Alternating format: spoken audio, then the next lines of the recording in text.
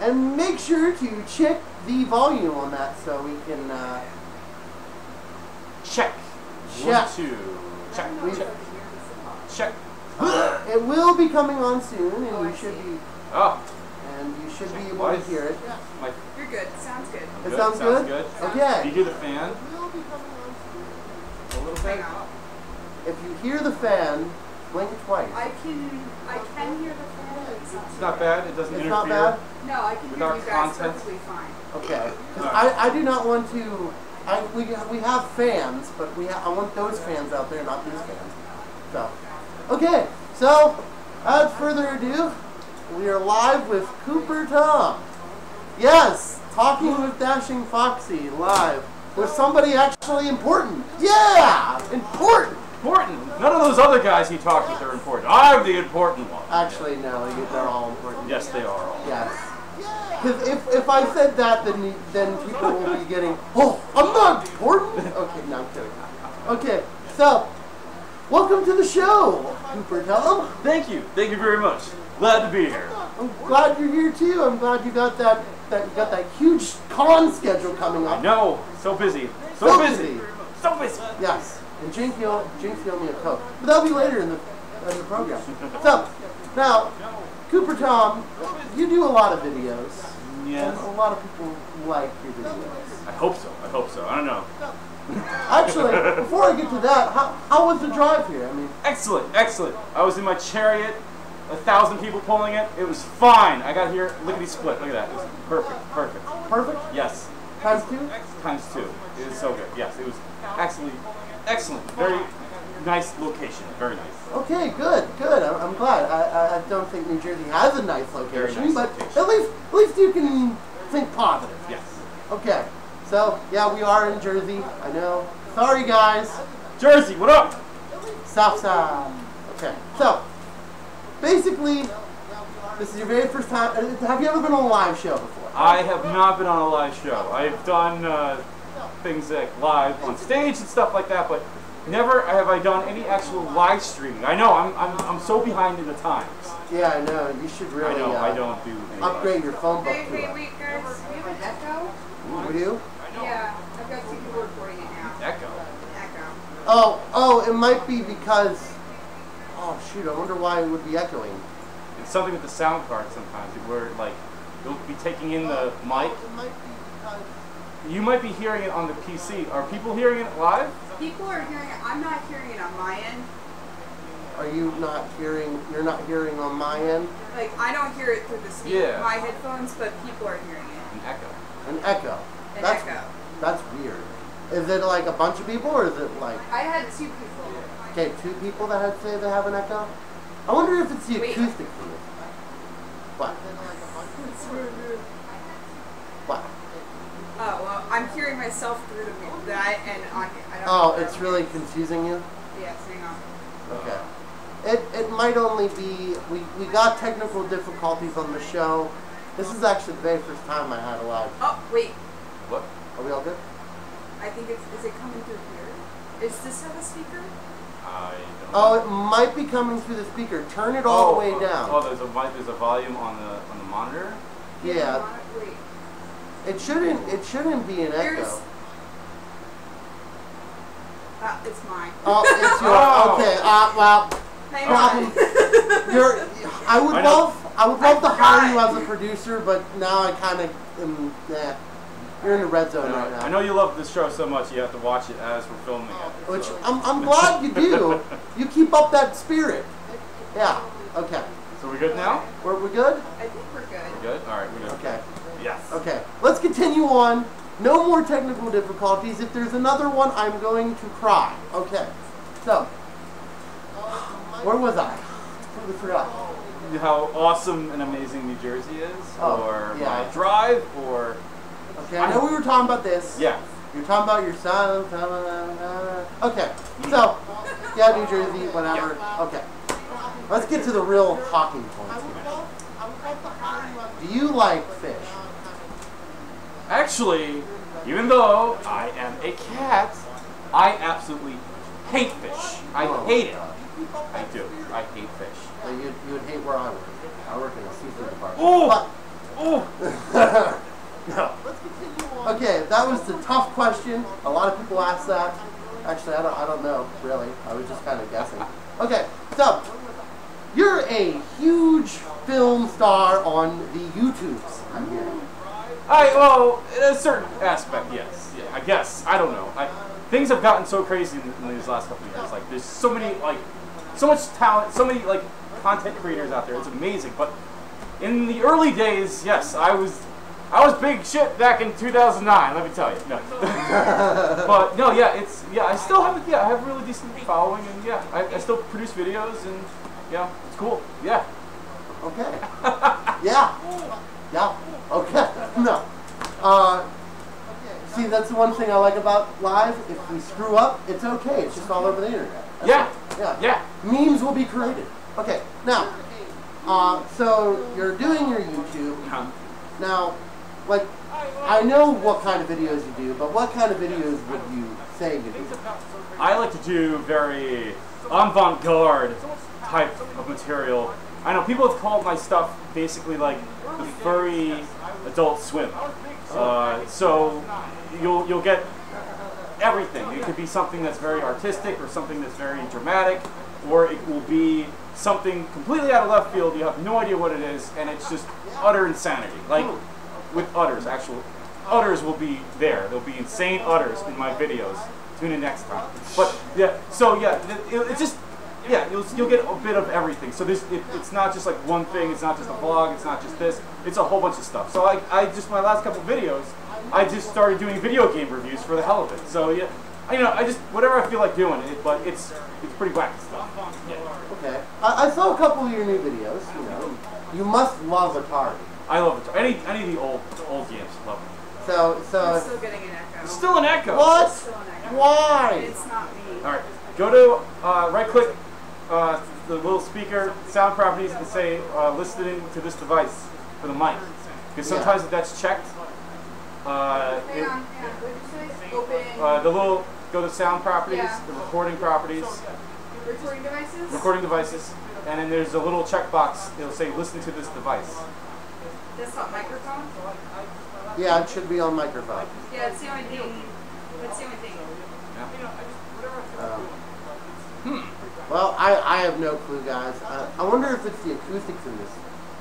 No, it's weird because I can hear it now. Because I put both headphones on. I can kind of slightly hear it. You can kind of slightly? Is it that bad? That where it's like really terrible? It's kind of annoying. Kind of annoying? Well, that's not good. Alright, let me stop. You want me to stop and then restart? No, Okay. don't do it. Just we'll keep going. We'll try to work around it. I don't know, it could also be, here, wait. Let me try something. Yeah, I We're don't going to know. try something, guys. We're going to try something. We're going to try to move the fan, because sometimes the fan creates an echo too. Because it has that, sound to it. Yeah. Okay, so let's see if that works. We've tried a technical solution. We've moved the fan. We've moved the fan. I know it sounds complicated, but we did it. We moved it from a 45-degree angle to a 15-degree angle. And let's see if it works. Hopefully it will. But I don't understand why it would be creating. I've never had this problem before. It's usually the opposite. I usually have no sound. No sound. So is there a mic on the computer? No. Okay. There's two microphones. Or there's a mic in the camera or something. Or not? I don't know. The mic in the camera is turned off. Okay. I turned that off. Okay, that's good. That's all. So as long as it starts working again, these damn technical actually, you know what? To tell you the truth, I'm glad this is happening because you're the very first person I've ever had on as a guest. Oh, see? And you'll never have another one ever again because of this echo. One other thing. I turned off desktop audio. Okay. Okay, try that. Because there's a thing where in Windows you can have the audio playing through Windows, so like the mic is picking something up, and then the mic will also play the audio through the desktop at the same time. Yeah. And if the streaming is like, and it just records the audio from both the desktop and the mic at the same time, and there's a delay, that could be it. Because I swear this whenever I have a guest on, it's like, oh well, there's one technical error, and then there's another technical error. But How about now? Is it sounding better? I'm waiting for it to catch up at Okay. on their end to see if it's Okay. Yeah. Hopefully it does. Let's see. We turned off desktop audio. Yeah, we turned off the desktop audio. We turned off a bunch of different things. Technical difficulties do happen during the show. And that's what makes it live, guys. It's a live show with a bunch of technical difficulties. Is it gone? They haven't reached that part yet. I don't know yet. We will They know. haven't told us. And then they'll reach the part of us talking about Okay. them reaching the part. And then then- it'll be like, we're sick of that part already. We already heard that part, but no, you don't understand. We're waiting for you to watch what's happened behind us Yes, in the past. because the only reason why it does that is because if one of us swears, we can bleep it out. But I swear a lot. No, I'm just kidding. Better, I don't- it's better I fixed You it. fixed yay! You're my new They won't producer. know until like a minute from now. Okay. Yeah. Okay. Okay. Okay. Guys, yeah, it's been fixed about a minute so far, but we have no idea because you yeah. guys are on the internet, are in the past right now. But we're in the future. Woo! Like The- right the- now you're just doing your dance. Yeah. Oh my God, that's a delay. The winner will be 61, 54, 82. Then there'll be a T. It'll be the very first T. You'll not see it coming. And then, last but not least, 7. Okay.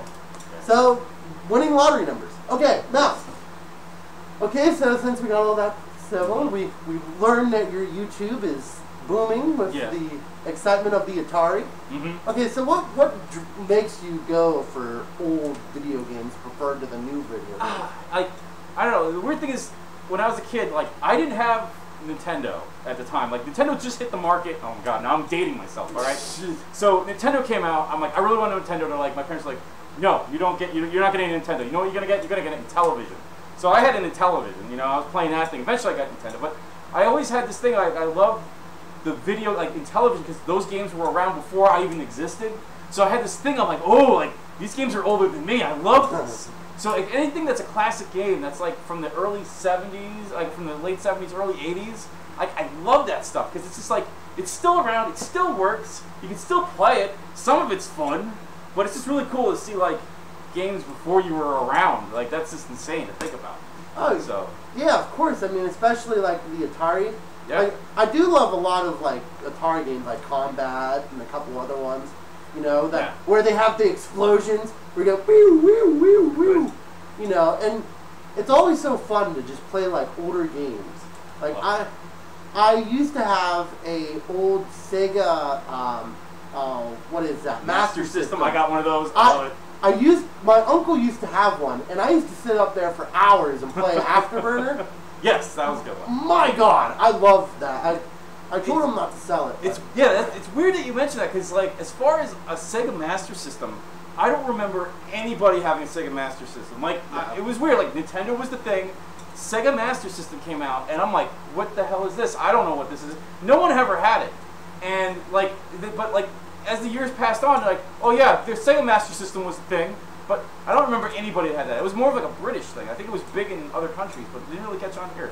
But yeah, it's just weird. But I eventually got my hands on one of those, and it is the coolest looking system in the world. I love it. Oh, it's like a futuristic. Yeah. It's black. It's red. It's like a pyramid thing. Like I love it. It had a reset button. A reset button. It had a little schematic too to tell you like this is the power switch. It goes here. It turns on this big like triangle power thing. Like oh my God, it was really cool. Yeah, no, I loved the set, and especially like the designs of the colors. It looks like somebody took like graphic paper and like put it right on top of it. Was like, hey, this is great, you know, graphic paper. I wrote my homework, my math homework on the back of this, Sega Master System box. Teacher, don't get mad. Oh, no, but it's one of those things. I do love a lot of old systems. And a lot of your videos, like covering that, you do a great job. Oh, Like, thank you. like I watched a little bit of the Jaguar one. Oh yeah. Which I'm surprised you found a working one. I know they have a lot of technical. I'm the original owner of that Jaguar. I bought that brand new in KB. Yeah, that's right. That's right. Yeah, you told me. Yeah, I picked that up, man. I was on sale. I'm like, yoink, I want that thing. It was one of those things. I forced myself to play it because it looked cool, but the games just totally sucked, except for like a handful of them. But I was like, I have friends come over like, hey guys, I got a new game. You want to come play Jaguar? And they're like, what? No. No, come on, no, it's cool. I swear, look, it's got a Jaguar on it. Yeah. 64 bits. Yeah. No. But you do have a lot of gaming ones, and I like a lot of your different ones, like you filmed in the old house. Yes, that is Skuro's old mansion. Speaking of which, someone told us like those videos of Skuro were amazingly funny. That just popped up as you talked about it. Yeah, right? Yo, yeah, dude. Oh. Maybe he sees into the future. Yes. He knows. Yeah. But yeah, the old house. So luckily, King Gord and Skuro, for about 2 years, was able to rent this old farmhouse. It was a mansion, an absolute mansion, and it was needed repair, so nobody wanted to live in this thing. So like they moved in, like everybody moved in there. We had parties in there. We filmed in there. It was. Oh, that place was a blast. And right now, Skuro and King Gord, I filmed some stuff with them. I was the cameraman, and I gave them a whole bunch of footage. They're actually going to do a tour video. They're working on that, editing it, so that's going to be out maybe in a couple months or so. But they'll have a full tour of this giant mansion, this Spanish mansion or something that they lived in. That was like an Italian. An Italian. It's like Italian. Spanish, Italian, it's close, whatever. It's languages. Yeah, it's a foreign style mansion, but yeah, it's going to be out in a couple of months, and that would be an awesome video to check out. Okay, I didn't. I mean, I know I saw a lot of your videos with them, and I do remember hearing that Skuro did live in like an old mansion. Yeah. Actually, one of my roommate, my best friend here, actually was talking about it, saying how he's jealous about it because you could tell his house was like really old. But no. Your videos are really, I like them a lot. Thank you. Actually my favorite video is, and it's like so random out there, is the refrigerator one. Oh! Kelvinator! The Kelvinator video. That one is like so funny to me. Oh my god. That video was, seriously, we were hanging out in the kitchen, and I just put the camera on and I laid it on the counter, and I'm like, the refrigerator like lines up really nicely with the counter, and I'm like, let me just mess around. And it was totally a spur of the moment thing. We filmed that thing in like 5 minutes, and I went home and I started laughing my ass off for what I actually had on that camera. So I was like, all right, I got to do something with this. But that was totally not planned, because we actually filmed something earlier that day with the camera, and I was not planning on making a video about a refrigerator, but it happened. So yeah, it was pretty cool. Like, yeah, and that video was it made me laugh pretty hard. I got to admit. And that's always the video I do. Like if I'm doing furry YouTubers, it's like that video is so like just out there. Yeah. It describes your channel so well. It's just a bunch of random things. Random stuff, yeah. Yeah. But I liked it a lot. Thank you. Yeah. Now, with your YouTube thing, you've got a lot of things going on with that. What I always like to do too is, since you are a YouTuber, what cons are you going to? Oh, so people can meet you and greet you. So next con lineup so far for 2018 is going to be right now we're heading out to me and Cy are heading out to Eurofurence in a couple weeks. We'll be out there in Berlin partying it up with everybody. Woo! Yeah. It's oh god, it's good. I absolutely love Eurofurence, and I'm hooked. So that's why I'm going back this year. I was there last year too. I was like, yes. And then actually, we might be hitting up Philadelphia. That's in what, like a week from now, or 2 weeks? 2 weeks. 2 weeks. Yeah, we'll probably be at Philadelphia, and then it's up in the air with for Apocalypse. I don't know yet. It's it's a relatively close con, so I can kind of make it. And then definite is going to be MFF for the final, the end of 2018. So yeah. Well, that's a good start. You're already beating me. Congratulations. No, I'm just kidding. This is a competition, guys. You have to go to all the conventions all the time. Doesn't matter. Look at me. I don't have any job. I don't have a job right now, and I'm going to Eurofurs. Quit your job. You can go to all the furry conventions. Trust me. No, don't. I was just kidding. No. It's fine.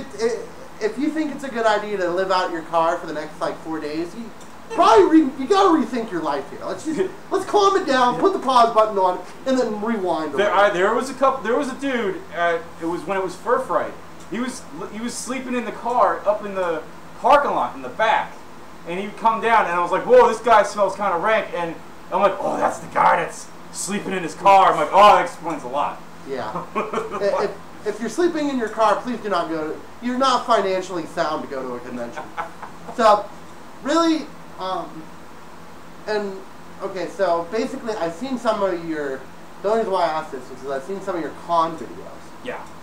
And you have a couple good ones. Some of them are funny. Some of them suck. Well, yeah. I'm not going to sugarcoat it. They're pretty terrible. But again, you're learning. You know, everybody has their learning curve. So, you know, I'm not going to be like, give up on your dreams now, sir. You suck. But some of those con videos are really good. Like I like the Eurofurs one. Oh yeah, that one was quite. It was quite professionally done. It was nice. It looked great. Okay. Yeah. So now, when you're making these videos, like how do you find furries to do it?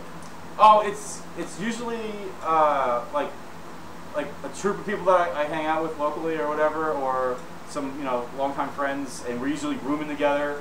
And the problem is with going to conventions is you're having like a ton of fun, and at the same time you gotta go, like, I want to make a con video, but the con video like kind of puts the brakes on things when it comes to film, because then it's like, all right, we gotta film something, we gotta stop what we're doing and then go out there and also have fun, but we also gotta film at the same time, and it gets kind of nutty. So usually, luckily, I'm rooming with a group of friends or something, and we'll just go out, we'll run around for a bit, film some stuff, and then head up back to the room, put the stuff away, and then go back out and have a fun time. So yeah, it's this really delicate balance. But yeah, if it's most of the time it's just a friend of mine or something, like Jim Fox, a good friend of mine from England.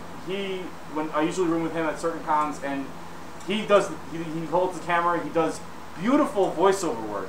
I don't know if some of the ones you've seen, like the MFF videos. Yeah. He will add commentary to anything, and it is absolute gold. The guy is a genius. And so I absolutely love when I'm rooming with Jim or something like that, and I'll just like, here's my camera, take it, just make gold, you know? So, yeah, it is. He's a good guy, but yeah, that's the thing. Like even this last con, Anthrocon, I have absolutely no film really, because I was having such a great time, and I didn't go back to the room to get the camera, and so I have no con video this year for. I think we only filmed the Model T. Yeah, we have film of Mannix Model T, because I got super excited about that. I'm like, oh, I gotta get the camera, and like, we got the camera, and we were basically filming the Model T and going for rides in it, and but that's it. I don't even know what to do with that. It's like, we'll do something with it. But have you ever heard of slow-mo? Oh yes. Like 5 minutes long with slow-mo. Stretch it out. Yeah. Yeah, that's what I would do. Yeah, that's a beautiful trick. If you have cameras, the newer cameras, depending on the frame rates, like the one camera I have, it can do 60 frames a second. If you slow it down by, I think there's a certain ratio, it puts it out to a regular frame rate, and you get buttery smooth slow motion. So that little clip that you got, that's like a second, it will be like an hour long. It's awesome. There you go. So yeah, if you want, that's a good trick, man. If you want to make a sweet con video, you put some slow mo behind it, and you add some pop music or some type of thing, and that's how you do it. Yeah. You give me a piece. No, I got 2 questions for you. 2 questions. Okay. So far, it's a furry thing asked, what car will you have at Philadelphia? Oh! That's the question everywhere I go. Everywhere I go. Someone's like, what car did you bring? And usually it's nothing amazing, because I really want to make sure I get to the convention, so I drive something practical. We've been driving my car. We've been driving Sidebreeze Chevy Sonic to AC this year. I think this time can we take the train? Or we have to drive? We have to drive. I think we have to drive. It's a King of Prussia. So we're either going to be taking my girlfriend Sidebreeze Chevy Sonic, or maybe my Mini Cooper.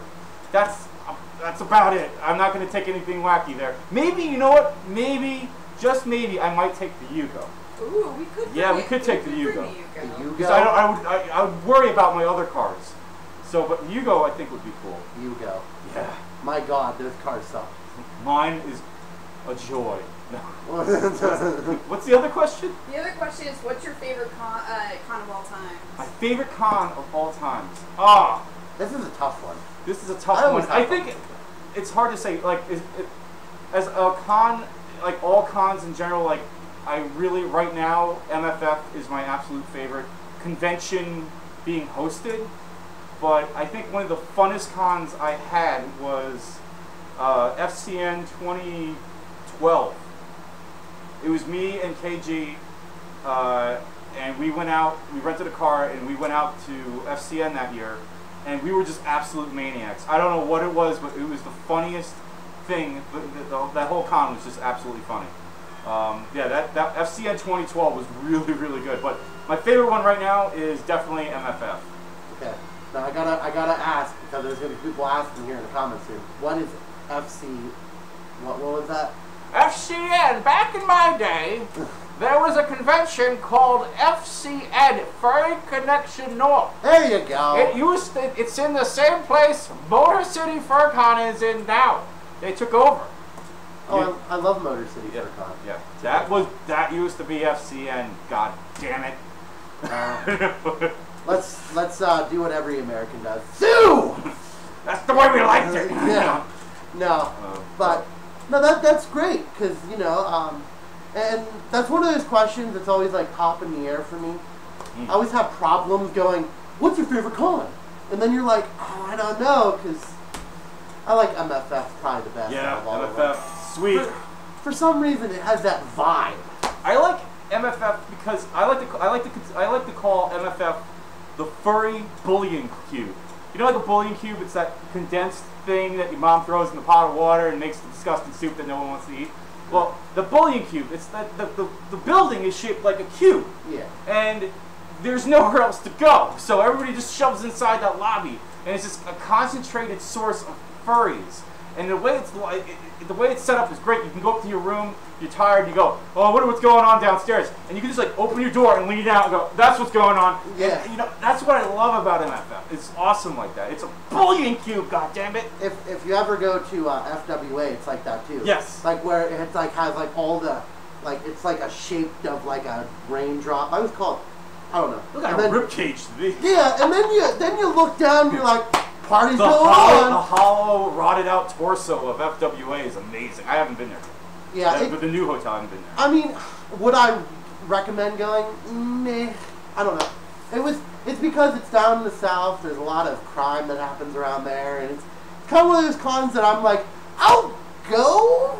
I would, but I never drove. I usually drive with someone. Oh, we have another question? We have another question. Oh, go on. Vince Smith asks, who's your favorite fursuiter? Oh. Who's your favorite fursuiter? I would say this is a tough one right here. Hold on. It starts with a C. Oh shoot.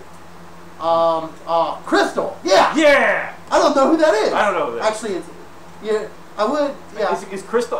Oh my God! I would love if someone would make a Crystal themed fursuit like the fast food chain, like the Crystal colors with the freaking logo. It'd be like Crystal Fox. It'd be like, oh my God, that'd be disgusting but amazing.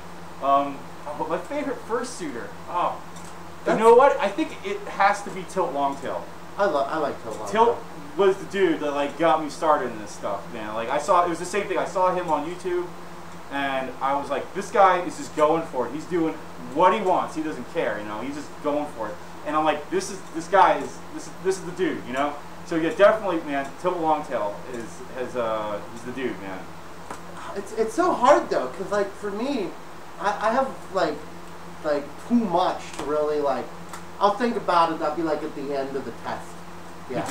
Okay. Actually, that leads into my next question. I was actually going to ask you, how'd you get into the furry fandom? Oh, so it was back in the ye old day of 1998 or 99. I was farting around on the internet or something, looking for like something with Lion King. I don't know what it was. It was like something with cats or big cats or something, and it went to like a Lion King fight, like a fan site, and I was like, I knew of Lion King artwork, and I'm like, people draw on stuff, but I'm like, I don't know, whatever. And then like there was a whole page of this, and I'm like, whoa, like all right. And I scroll to the bottom, and there's a little you know, like those weird, like those web rings. Remember web rings? The crap on the bottom of the site, and it was part of the Fur Nation hosting thing.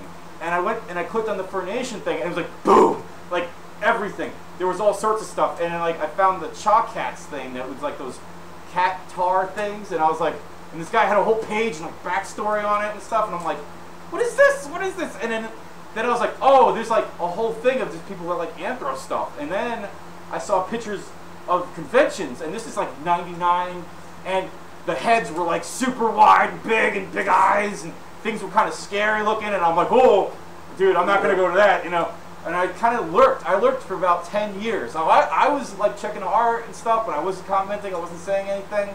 And then it wasn't until about 2006 where I was just farting around on YouTube, and then I was like, oh, let me see what furries are on YouTube. And I found Tilt's video, and I'm like, this is awesome. And then it went to like a con video. It was a con video called I Heart Anthrocon, and it was actually a guy trolling Anthrocon. He's making fun of it. But it was the funniest thing ever, and I saw this video, and I was like, holy crap, I need to go to this. Like, I need to go to this. So then in 2009, I just was like, boom, I'm going to go to a thing. And it looked out, JD Puppy worked right next door to me in New York. And I'm like, this dude's right next door. So we go eat lunch and stuff, and we're talking. And I'm like, dude, I just started this furry thing. I'm meeting all these people. And I'm like, I really want to go to Anthrocon, but I don't have a fursuit. I really want to get a fursuit. And JD's just like, oh, I can make you one. And I'm like, what? Like in a month? And he's like, yeah, sure. And like the dude, I go from having like nothing to this guy making me a suit, getting it ready, and I'm like heading to Anthrocon and fursuiting, my first convention, first time fursuiting, everything. And AC09 was like, my mind was just melting. It was absolutely amazing. Yeah, it was so good. That's great. I mean, and it's one of those things too. It doesn't matter how you join this fandom. After a while, it starts like growing on you. Oh, yeah. More and more and more. Because exactly about the same exact thing happened to me with your story. You know, I started out on art, and then I looked at my very first fursuiter, and I was like, "What the heck's this?" And then it went from being, "What the heck's this?" to, "I gotta have one. I gotta have one." Yeah. It's either I don't have one, or I cry, or you know. And I've had friends in the fandom that I've made, you know, years ago. They were like, I'm not going to get a fursuit, not going to get a fursuit. And then, like, all of a sudden, they're like, I need to get one of these things. And then, so, like, there's people that have been in the fandom for years, and you just get this bug, and you're like, oh, I gotta have a suit, you know? And it was the same thing when I first found the fandom, and I saw fursuits, and I was like, I could never do that. I could never do that. Yeah. And, yeah, so it's just, you get just hooked. You get hooked. And then as soon as you get it, like, for me, I was like, and I got a fursuit all the time. All the time. It's got to be like, you know, and that's how it all started on my video. It actually started with cooking with Dash and Foxie. It was the worst video I've ever created. But I was like, I got to have an excuse to suit. Yeah, got suit. Yeah. And it's one of those things, too, that you never get bored of it. No. Yeah, I've never gotten bored of this, and I'll never get bored of this. No. Yeah, like, fursuiting, it puts a spin on anything. Like, it just, you're like, okay, this is cool. But you know what? You can also do a fursuit in this, and it's like it just kicks it up a notch. It's like the fursuit is like a spice of life. It just boom, you pop it in there, and it's like boom, it makes a flavorful display of life. Creates a flame that just whoo, flame takes over you. But no, and you're absolutely right. You could add anything. Working in a fursuit. Oh my gosh, that's the best thing I've heard. Fursuit. Oh, God, it'd be great. Plowing a field with a manual plow and a fursuit. That'd be great. Painting, roofing a house in August in the sun. That'd be great in a fursuit. Tears of joy coming down. That's not sweat. That's tears of joy. Yeah. Oh, and you're screaming. Just soaking wet in your fursuit. Just hammering on a hot tar roof in August. Yeah! Oh, I get so pumped just thinking about it. Oh, look at he's dying already. I'm dying. Great. It's tears of joy. Tears of joy. No. Fursuit, man. Fursuits. You gotta get these things. Or you don't. I'm not judging. Or once you get one, it's like an addiction. It really is. And all you do, you look at before. You know, I would look at fur bowls, and you know, I lived in a town called El Puna, and I would look at these and it'd be like in Pittsburgh, and I'd be like, I don't want to travel that far. That's like an hour and a half. And then I got a first suit, and I'm like, oh, okay, that's fine. Let's go. Yeah. Let's do this. Yeah. And then, it's even that. It's a weird thing. It's like, oh, like you hear regular people talking. You're like, oh, I gotta go visit my friend. He's like 40 minutes away. I'm like, that is nothing. You know, it's like, oh, you want to go hang out? You want to have some beers? All right, I'm gonna drive 2 hours. Yeah. Like, yeah, it's great. I had a friend the other day. He drove to my house. He drove like 4.5 hours to my house to go to Great Adventure, and it was like, yeah, that's fine. It's normal. Yeah. Yeah, and just craziness. Yeah, it's craziness. Crazy. Just all around, you go crazy in these things, and you love it, and you feel good about it, and you just, yeah. Hulk Hogan. Hulk me. We have another question. We have another question. Okay, let's It's keep going. really out there and different from our other questions. Woo, The that's fine. question is, Benji Zero Devos asked, do you like ramen noodles? What a difficult question. Ramen noodles. Well, you know, you have to pay for these things, so you have to make sacrifices. Yes. So, what do? You eat ramen noodles. That's the only way. That's the only way to get one of these. You gotta force yourself to eat as much ramen noodles as possible. Your budget is literally 10 cents a week. Basically. And you know what the rewarding part about this is? I don't know. I have no clue. Look at it. Just look Just at look at this. look at the fursuit. Your reward for all that determination of ramen noodles is a new one of these. If your car breaks down, screw your car. You go. You gotta for buy this. one of these. Yeah. We have another question. We have another question. Okay. It's a furry thing asked, how long has Dash been in the fandom? Oh. I started when I was 13. And I don't know how, 10 years. I've been in it for 10 years. And it all started exactly how he started. I looked at art and I was like, this is amazing. And then, there you go. That's basically what happened. I loved it every second. And my very first AC was the worst AC in my life. Worst. Okay, I went there, first of all, no fursuit. Second of all, my very first time seeing a fursuit in action, I ended up passing out because of the excitement. Oh. Like, I literally passed out, and the guy was like, are you okay? I'm like, I don't know. I'm fine. And then I was dancing, you know, getting all about it. And then I really got down with dislocating my leg. Oh. So, Oh my God. yeah. Long story short, it was the worst, but it was the best. Oh man. Yeah, it was terrible. I also roomed with somebody who was awful, but that's a different story. Wow. Different. I think I lucked out because the same thing. I went to AC. I didn't really know anybody, and I did the whole you shouldn't do like I'm just gonna room with someone I have no idea. I didn't know anybody, so there was the Anthrocon forums thing, and the guy's like I have a room spot, and I'm like okay, I'll go there. I had no idea who anyone was in that room, but I lucked out. Everyone was like super cool. So, but yeah, I could see how it could just flip like that and just you have like an awful time. But It really can. I've been in rooms where it's like nothing but parties, and it's like, oh, I just want to go to sleep. I don't want to party. It's like, you know, because at cons, it's kind of like one of those things too that you kind of get like an old grandpa because you're running around all this much, and all of a sudden you're like, oh, I don't want to. I'm just so tired, and you know, and then you get like a jolt of energy because you know you see like others, and then you're dancing, and then all of a sudden you're still like, it's like. I don't know how people do it. Like the 4-2-2. the Oldsmobile 442 method. That's what you gotta do, man. You gotta get that Hearst shifter. No, but what I like to do is when I go to a con, like I'll go out when I'm not in suit. I'll get out into the lobby. I'll check out the con space, see like what the numbers of like. I'll check the fursuit to person ratio and see if it's like an optimal time to come out in fursuit. So like. I'll be like, all right, it looks good, and I'll head back to the room, get in suit, come out, and it's like, all right, this is a good time because like the worst thing to do. I mean, it can be a catch-22 kind of thing. It's like you can go out by yourself when it's kind of a dead time and get a lot of attention because you're the only suitor out there. Yeah. But if it also go where it's like you head out there and then it's like a ghost town and you're just wandering the lobby like looking for any type of interaction, and it's like so there's this weird thing you gotta like kind of gauge it and see like what's the good time to get out there because. If you keep going out and it's like you just burn yourself out like quick. So yeah, it's a weird thing. You gotta like pace it and like Yeah, the one thing I always tell people, and I said it in previous films, water, water, and more water. Water. You know, you think you're good, you're sweating up a storm and you're dancing.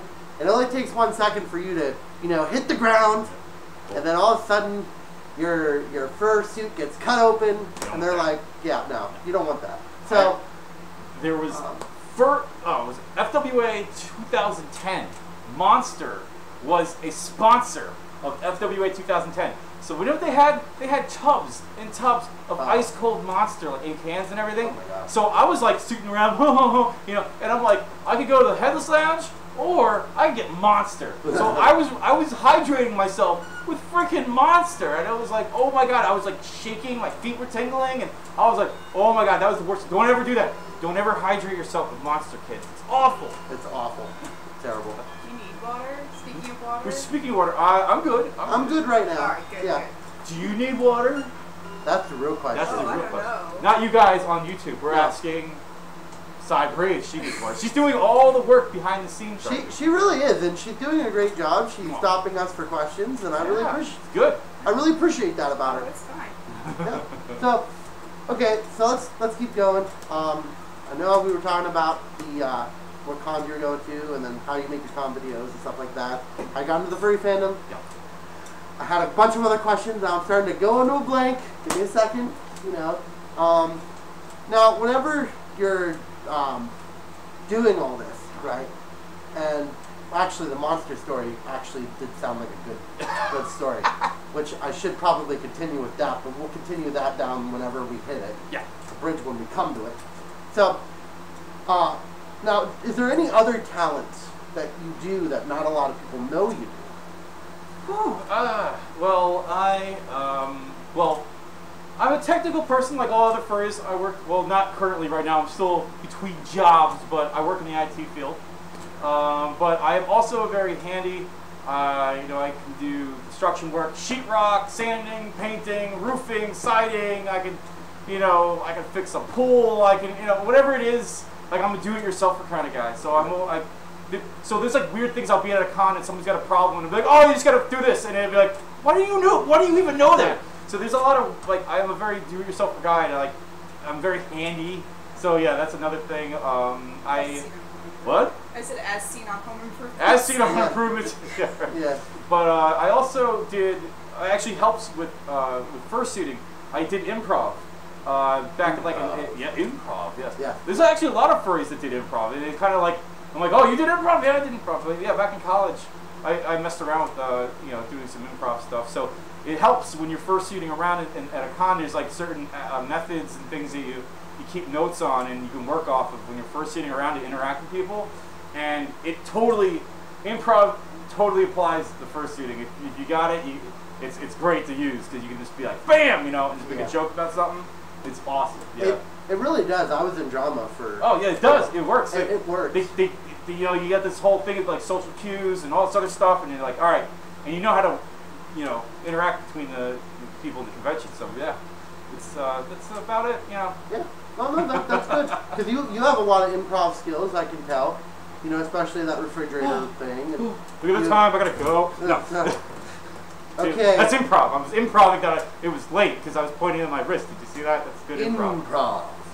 Okay, now, because every time somebody says that word, I just got to repeat it with improv. Because it's so, like, weird because too many, like, there's people out there that really do say this. And I remember when I was in drama, and you know how, like, I did Saturday Night Live skits. That'd be, like, one of the things that they did. And you would be doing improv, and then there'd always be that one person's like, dude, you suck at improv. Like, you're terrible. You're awful. And it's like, oh, gee, thanks, man. My confidence was up here. Now it's boom. You like threw it. And improv is also really hard to do. People don't realize this. Because if you don't know the cues to it, you kind of like get like thrown to left field. Yeah. If you like, there's like a certain like, it's like a wave you gotta ride, and you have to say something, and then you have to keep it like so you have to think what the other person's gonna think, and like keep it in tune. You know, if you get out of tune, you end up all the way left field, and then it's like, what are you talking about? You know, you're grasping at anything to make something funny, and it's like, that's not how it works. You know, like you'll be soon saying, I eat pizza, and you're like, what? Like, what context is that? Well, we're talking about shaving Lincoln, man. What are you talking about pizza? Don't be silly, dude. You know. Yeah, but that's one of those things. If you do get a chance, go to one of those improv classes. They usually have them for conventions, and maybe he'll be hosting it. I don't know. Yeah. I'd like to be more involved with certain things, but like, it's weird. Like, I like entertaining and performing and stuff. But first, when I like to be hosting things, I'm always like, oh, I'm a nervous wreck. 'Cause I actually am on staff for FAU, and I do like the first seat games, and I set the Headless Lounge, and I do opening and closing ceremonies and stuff as Fender. And I'm always like a nervous wreck when it comes to that. And it's I don't know why, but yeah, but like it's hosting things. I don't know. Maybe someday I might host something, guys. We'll see. So, do we have any more questions over there? Is Kukutan wearing a persona? A persona. This is my persona, right? I'm a pursuing? I'm pursuing right now. You know, Are you in the pursuit of truth? The pursuit of truth. Whoever made that joke out. Puns. That's two puns. if whoever made that out there, you're fired. Don't take it personally. Ha ha ha. Gosh, so funny with your puns. That's very punny. Okay. No. But, that's good. At least people are commenting in some aspects or some ways, even if they're not funny. Okay. Now, another thing, too, is that I know you do a lot of things with different people. You do a lot of, like, your best friend's probably Skuro.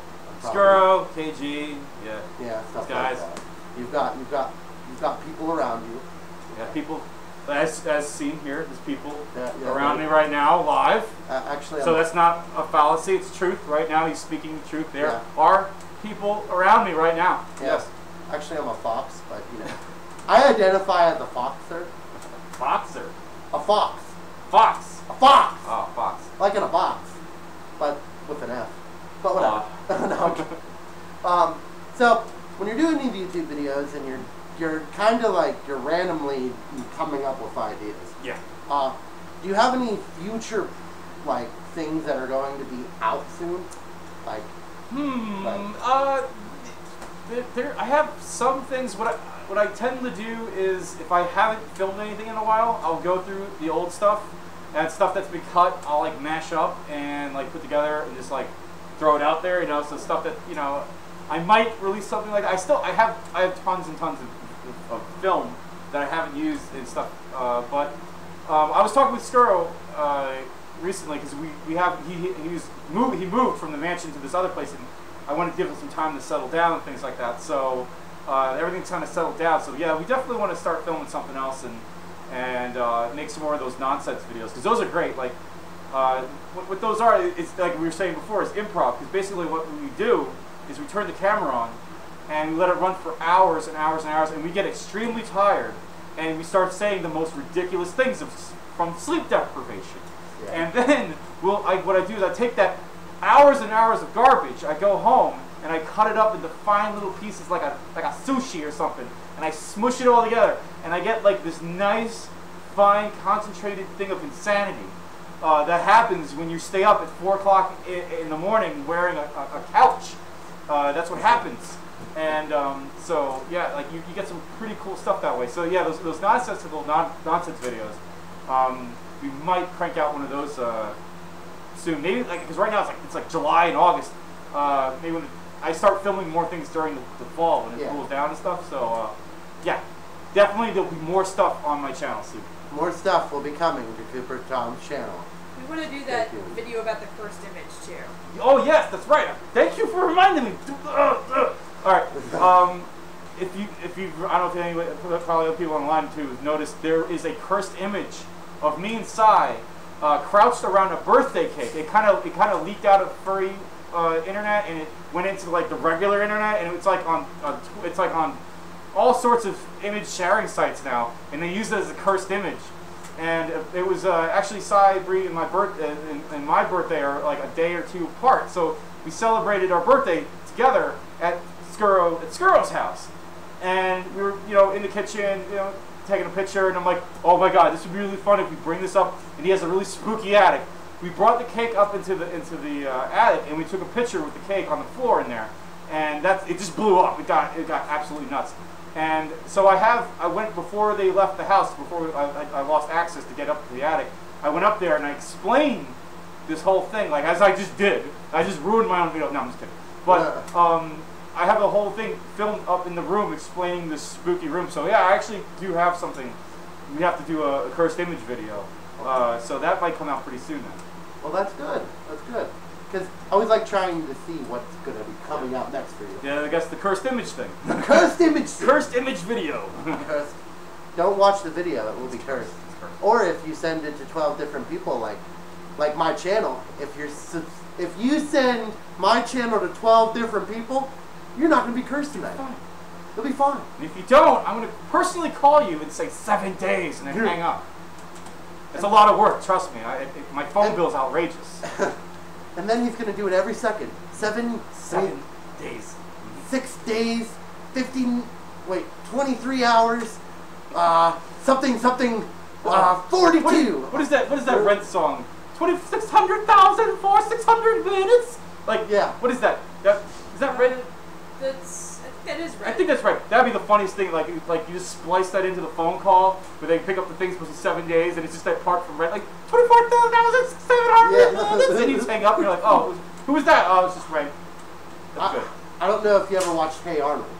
Hey Arnold was. It was an iffy show. It was, I couldn't. I don't know. Once in a while. The one show I always remembered from that was the one where it would be like. Hey, it was Arnold and there was a bully.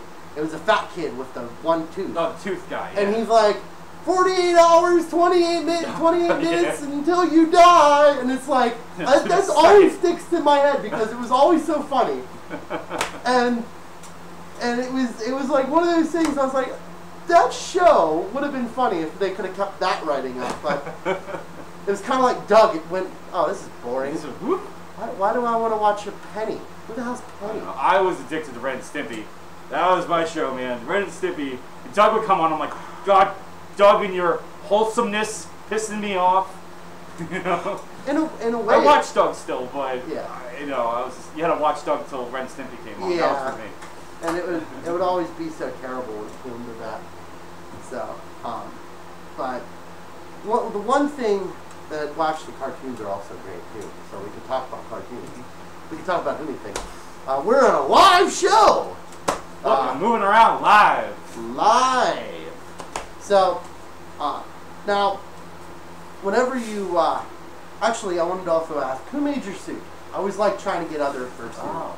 This suit was made by Jean Nattel of Park Avenue in New York. No, this is made by JillCostumes.com. Jiller. So she made tons of. She made strobes. She made Skuro. She made Skuro. Yeah, of course, Skuro. Yeah, she makes tons and tons of suits, and I saw her at my first convention, Emperor 09, in her Chingado suit, and I saw her running around because I really wanted because Cooper Tom was always a cat. I wanted to get a cat suit, but I also made a good idea. If you're getting into fursuits or getting a fursuit, don't get your character the first one. Because what happens is if you got your character, go get a trial suit or something. You find something pre-owned or pre-made or something. Try it out, see if you even like it before you dive head first. Get something and try it out. See if you like it. So I didn't get Cooper Tom right away. I got a pre-made White Wolf suit, the Gray Fox Rocket. And I had that and everything, but then I saw Jill with the cat. I'm like, that's exactly how I want Cooper to look. That's the perfect cat face. I love it.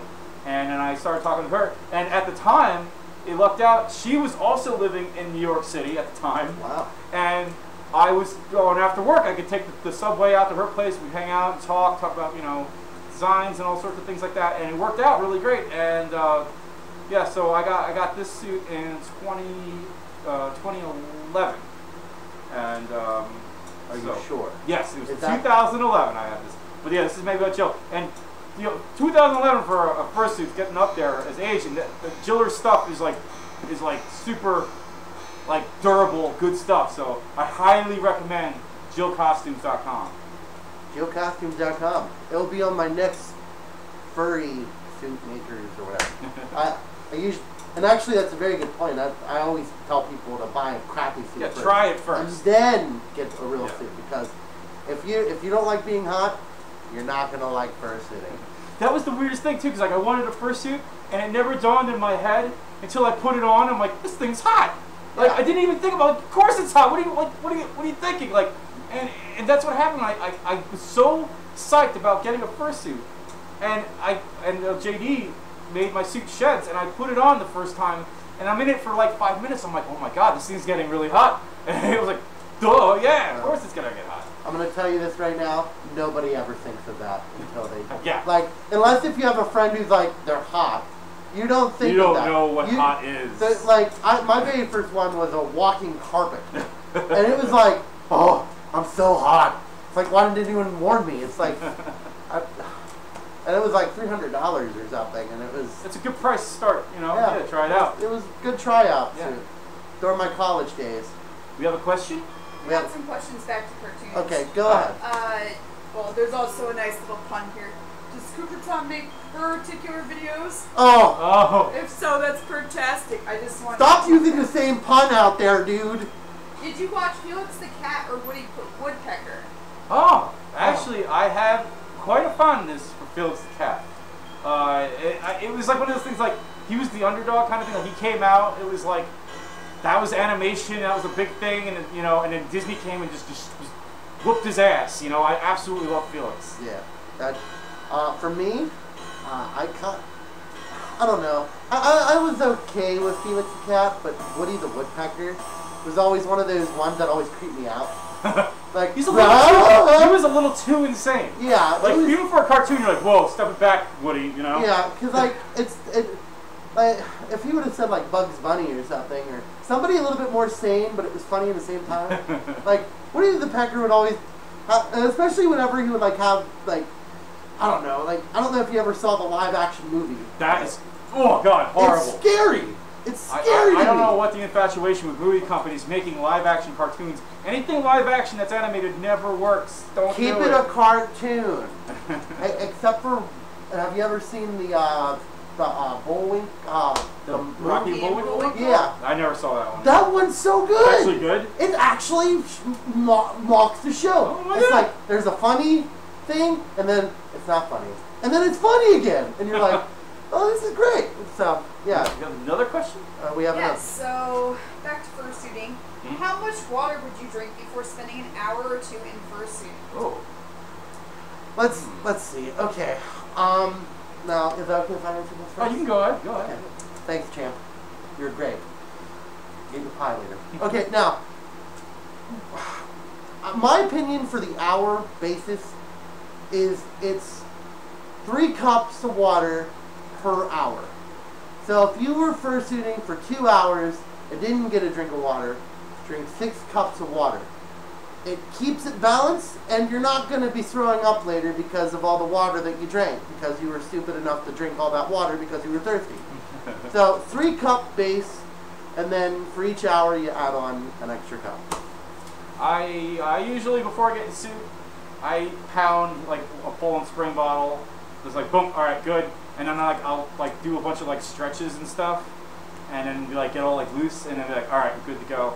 And then I'll just start suiting, and I'll take a lot of trips into the headless lounge. I don't necessarily take my head off and like totally like cool down. I'll just get in there, like take a sip of water, and then head out. But it's all, you know, I think my body, I've broken my body to the point where it understands that it's in a fursuit and it's dying. So I go through it. But yeah, when my legs and my feet start getting tingly, then I'm like, I gotta go like right now. And yeah, I should take more breaks, but I'm an idiot. You're not an idiot. I think every fursuiter, I know I do it a lot too. I'll be in the heat of the moment. Yeah, you can't stop. You gotta keep going. Yeah, you gotta keep, and you're like, I'm having so much fun. And then after you're done with the fun, or like something calms down, your body's like, you're an idiot. Yeah, you need to get out of this right now. you're a dummy for doing this. Go now. Anything else? No questions yet. Okay. How many people are viewing this? It says watching now 4, but I don't know how updated that gets. I have no clue either. Sometimes there's at least 5. Yeah. Because there's it varies. It varies, and I don't know how. Situation. You know, if you guys were expecting. Oh, you have 5 watching. Okay. So sometimes it's accurate, sometimes it's not. Yeah. Like okay, whatever. Okay. Thank you, 5 watchers. Thank you for tuning in. Just remember, smash that like button. Sorry, I had to do that. Smash the like button very politely. Yes. Like and subscribe. Like and subscribe. Yeah. And all that other stuff. If you like this, share it around to your friends, and then share around to their friends. Their friends. And their friends will tell their friends, and their friends. And that's it. That's how it happens. Then things will start happening, and Cooper Tom will go crazy and probably hit me with something. But that's for later in the show, I guess. But now, since we were talking about the fursuiting combinations, yes, I always like to call it accommodations. Accommodations. Yes, because you gotta realize you gotta commandeer your. I don't know. I lost it. It was over. It was over when it started. You have to commandeer your fursuits. Yes, commandeer. Oh, we have a question. I do have a question, but you can continue your train of thought if you'd like to. Okay. All right, we'll finish this train of thought. What I do want to ask is, you're in fursuit a lot. Obviously, you're dancing around. What are some tips that you can keep cool? Like keep cool. Crazy as it sounds, keep moving. That's the thing. Like, as weird as it sounds, if you stop and people start talking to you, like, it's good to stay there for maybe a minute or two and then be like, all right, you gotta talk. And if you stop moving, the heat just starts wicking up and you get hotter and hotter and hotter. And so I'm always like, I don't want to be rude, but I gotta be like, hey, all right, I gotta go. Come walk with me or something. And as long as I'm moving and it's inside, indoors in a convention center, there's air blowing over me as you're moving. It's really, really good. And another cool thing to do is when you're out of suit and you're at a convention, you gotta make mental notes of like cool spots in the convention.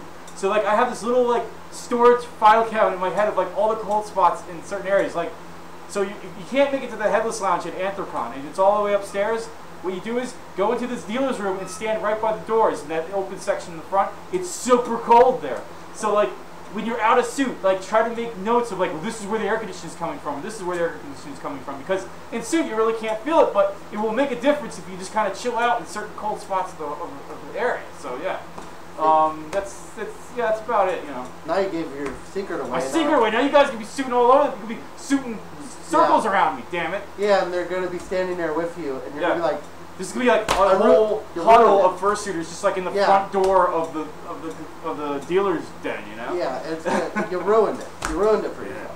Oh well, but so you do the Anthrocon effect. Oh, the Anthrocon effect. Do you know the Anthrocon effect? What is the Anthrocon effect? Okay, so I don't know what that is. Here's what the Anthrocon effect is. Now, I want you to talk to me for like 2 minutes. That's not gonna happen. Well, no, not 2 minutes. I can't find you. Pretend that you're talking to me. That's a lot in Anthrocon time. Okay. Now, you're talking to me. We're having a conversation. Yeah. Now, I want you to turn around for count to 5, and then turn back around. Okay. 1, 2, 3, 4, 5. He's gone. He's gone. That's what I was talking about. Like, this is the Anthrocon effect. That is the Anthrocon effect. Like, literally, that is the Anthrocon. Yep. You'll be in the middle of a great conversation with this guy, and all of a sudden, he'll be gone. And it's like a magic trick. And you're like, where'd he go? I wanted to get to know this guy. Talk to him online. Gone. Create a conversationalist. And now they're gone. Poof. Gone. And it takes me off. I have to disagree with that statement. He gets locked somewhere, I walk away. Yeah. You're like, he's stuck there. He's not going to. But and they'll ask me where he's at. Like, oh, where's Cooper? He's over there. That's whatever. I walked away like 10 minutes ago, and I come back, he's still there. Yeah. The other thing I do at Anther, it's like, not to be rude, but like people like want to make plans. I don't make any plans at any conventions where, you know, unless it's like a plan within like an hour or two, I might do. But like I'll get these things where I'll like I'm going to Anthrocon, and then like people will be DMing me like, oh, hey Cooper, you gonna be here? And I'm like, yes, I'll be here. And they're like, okay, do you want to have like, you know, breakfast at 7:30 on a Tuesday while we're there? And I'm like, I'm not gonna remember that. I can't remember that. No. And when you get there, things change. So like I always make sure not to make too many plans. You gotta just go with the flow when I get to the convention. And last point on that note, if you can't come, okay, don't get mad. It's not your fault. Because you know why? We're busy. We've got other life stuff to do. Okay? It's like, we applaud you for being responsible by not going to a convention. If you can't go, it's fine. Yeah. And I'm just saying, if you expect us to be there for breakfast and we text you going, oh, I can't make it, we're not mad at you. We're not mad. We got life. Okay, let's get to that question. Oh, the question was, do you have any favorite YouTubers? Favorite YouTubers? Well, I'm a favorite of anybody who doesn't do jump cuts like every 2 seconds. My attention span's a little bit better. So if you do a jump cut, I'm going to be like, this is stupid. This is for like a 2-year-old who loves Vine. Like, but I actually really love Techmoan on YouTube. The guy, like, I also love, like, I love all vintage electronics and old computers and like 8-tracks and VHSs and Betamax. I love all that stuff. And Techmoan, the guy somehow finds everything under the sun, like stuff I don't even know existed. And he goes through like an explanation about it. He understands the mechanics of it. He even opens the stuff up and shows you how it works. I absolutely love Techmoan on YouTube, and I watch that all the time. you know who you'd love? Who's that? There's a guy named LGR. LGR, I watch his stuff. It's weird. Like, it's kind of this weird thing when I see certain things like LGR, and he's really like enthusiastic about certain things, and then I sit here and I get like aggravated because it's like it's stuff that I like, but it's stuff I remember that it's not that long ago, and he's like obsessing over like this piece of box or something. I'm like, I threw that in the garbage when I was like 12. I didn't care. I can see. So like I see this weird thing where he's like, oh, this is cool, this is cool. And I'm like, yeah, it's all right. I like it, to me, it doesn't feel that nostalgic because I remember that stuff. Like, so I don't know. It's this weird thing, but I watch it from time to time. Yeah, but I don't know. I watch him time to time too, and you know, my favorite YouTubers are probably stuff that furries won't watch. Like I watch a lot of sports stuff and hockey stuff. Love hockey, but you know, I better leave the fandom what I can. Sports. We don't talk about sports in front of. Actually, there are people involved in sports. There's like I know. I see people with like jerseys and hockey and all, you know, jerseys. You know, Yeah, it was a good I don't know anything about sports. I played Little League in 1990. That was my that was it. Congratulations. Yes. We were second place that year. Yeah, we were second place state champs, man. 1990. You wanted to leave on a high note. Yeah, that was the pinnacle of my career. The first loser. You were the first loser. Congratulations. You went all there and then you lost. Right to the end, man. I could have been somebody, damn it, if I won that state champ in 1990. Somebody could have been like, you know that guy won that T-ball champion. I'm sitting there at the end of a bar, just pissed off, drinking. Yo, that's the dude. That's the dude. He almost won the 1990 state Little League champs, man. Yeah, he just flushed his whole life down the toilet after that. Sadness and despair. Sadness and despair. Yeah, that's where I ended my sports career. Yeah, that's really what I usually watch, hockey stuff. But I watch fursuiters once in a while. I'm not really a huge fan on fursuiters because I don't know. It's like I'm a fursuiter myself. I can watch myself. I don't need to watch them. No, it's not. It's not like that or anything. It's not that I'm like, you know, oh my god, these fursuiters have all this amazing suits and I just have this thing. No. Hold on. Oh, Okay. I'm coughing. coughing. It's the circulation. He's coughing live. My allergies are killing me right now. Oh. They are going, hey! They're saying hello and I'm not liking it. No. But First dating videos are different to me because I feel like a lot of first dating videos have exactly what you said, the pop songs. It's like, I don't really want to be live. I want to be watching them live, not really watching pop songs. I don't know. I like them. It's weird. Like, it's cool to see because actually this year at Anthrocon, I've seen a lot of live streaming this year, more than I've ever seen before, which was really cool. But I don't know, they get kind of lost on YouTube, so I don't know what happened to them. But I saw some live streaming, which was pretty cool. But I also like to go home and then like a month later you get a nice like packaged up video, and you're like, here, this is what happened while you were there, kind of thing, like a little memento, you know. So yeah, I do like it. You know, the con videos.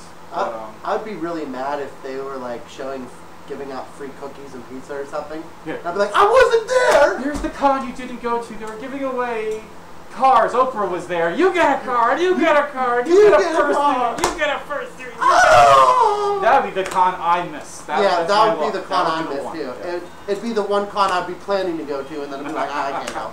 Like, it'd be that. Any other questions out there?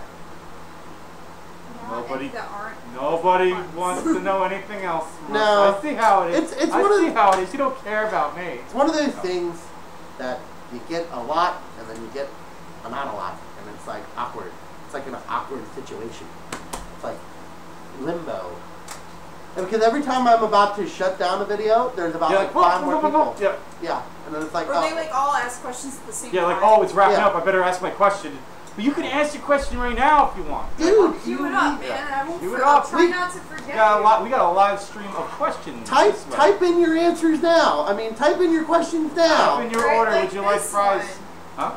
Like this one. Johnny Blackwell asked, "Why are you a cat, and why those colors?" Oh, interesting.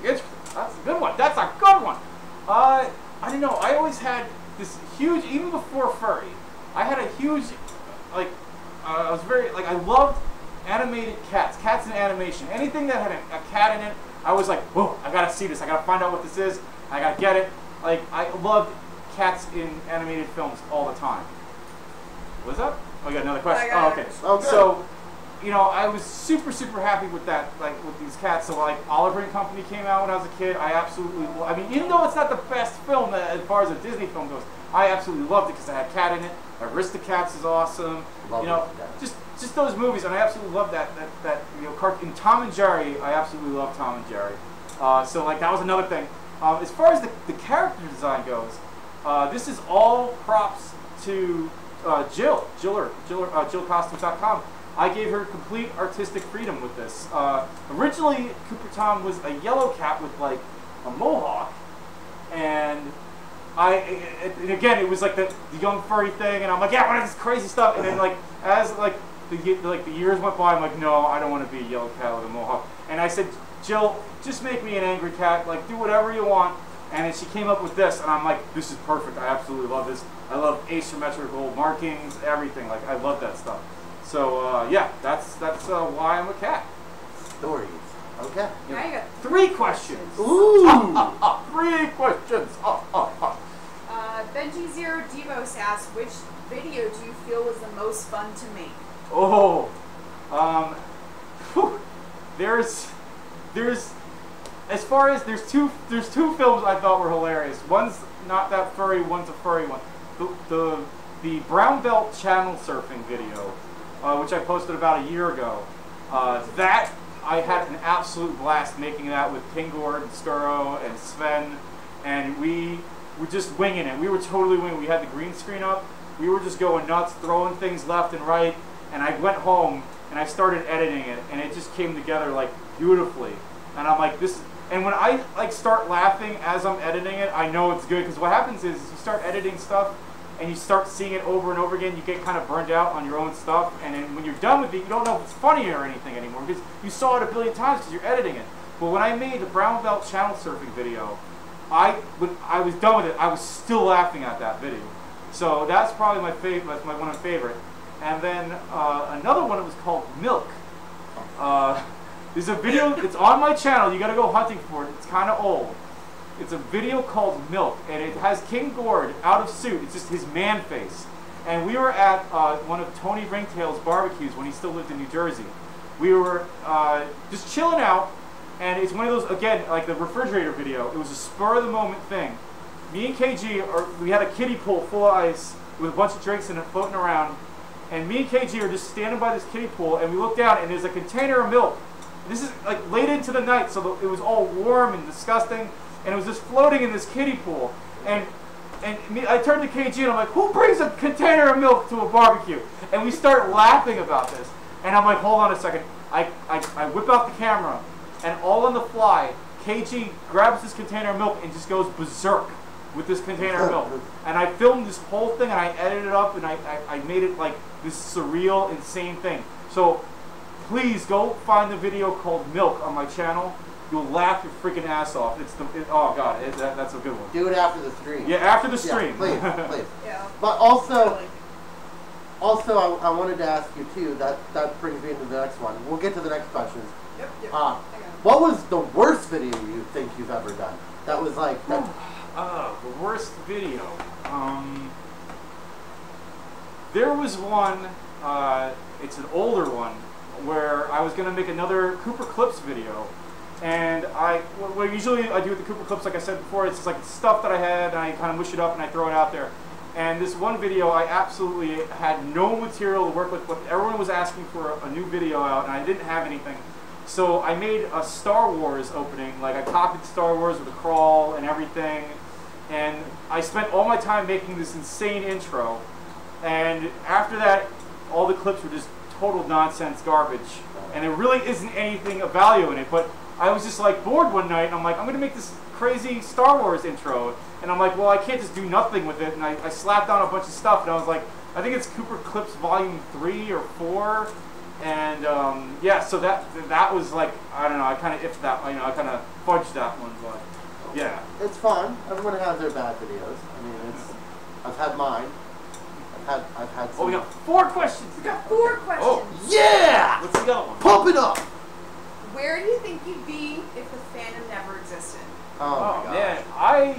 I would still be in Jersey, kind of farting away. I'm also involved in classic cars. I do classic car restoration and all sorts of stuff. I collect cars, and I'm really into that stuff still. So, if it wasn't for the furry stuff, I would still just be probably tinkering around with cars and restoring cars and going to car shows, which I still do. But all the other stuff, I like going to cons and stuff like that. I probably, never. see, me, if I was in that same exact scenario of Jersey, I would probably just be playing sports, probably still back in Altoona. Yeah, you wouldn't even be here in Jersey, right? No, I wouldn't. I would be still back in Altoona, and I would be complaining about how I'm in Altoona. And I'll be playing hockey. That'd really be the. That'd be it, right? Yeah, and and I think I would enjoy it, but I don't think it would be it wouldn't be as fun as what I'm. Exciting as it is now. Yeah, it really got exciting after a while, and that's where I would be. You have more questions? We still got lots of questions. Yeah. I missed this one on accident because the thing switched up. Did you ever watch Fritz the Cat? Did I ever watch Fritz the Cat? I wonder. I'm gonna wait. Hold on. Let me make a bet right now. I'm gonna go with no. You were wrong, my friend. Darn it!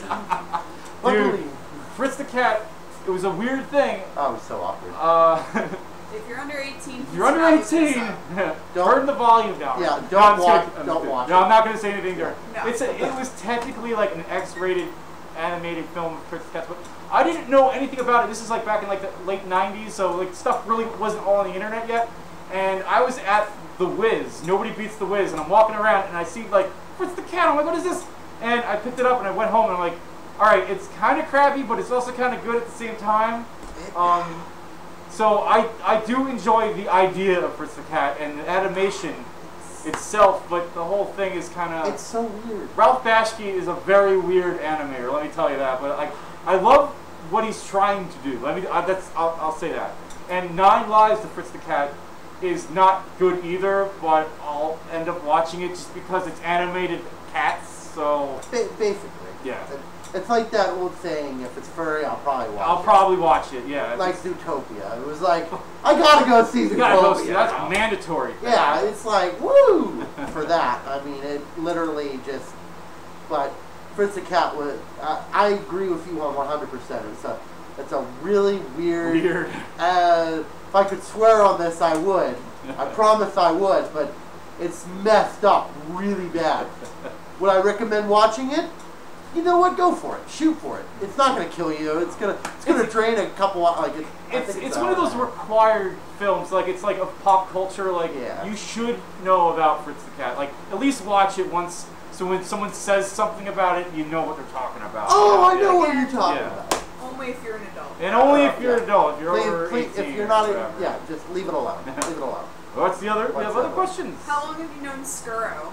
Oh wow, I've known Skuro since I started interacting with other furries in the fandom since 2009. So man, I known him for 9 years, right? No, 10. I don't know how that works. 9 years. 9 years? It would be 9 years. Yeah. Like that. I've known him for 9 years now, and he was at the local fur meets that they used to have in New Brunswick that was hosted by Shy Masty and everybody.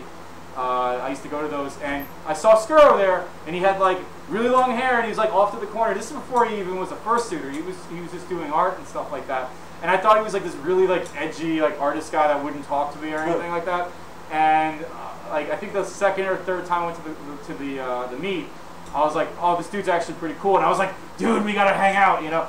And yeah, so like after that, like we were hanging out and stuff, and then we both got Jiller suits out around the same time. And yeah, he's a good friend of mine, and yeah, I've known that guy for a while now. I personally don't know him, but he seems like an okay guy. Yeah, he's cool. I've only talked to him during cons and when he had his open mic last year, and I did stand-up comedy, which I failed at, but it was fun. I don't know. I tried new things.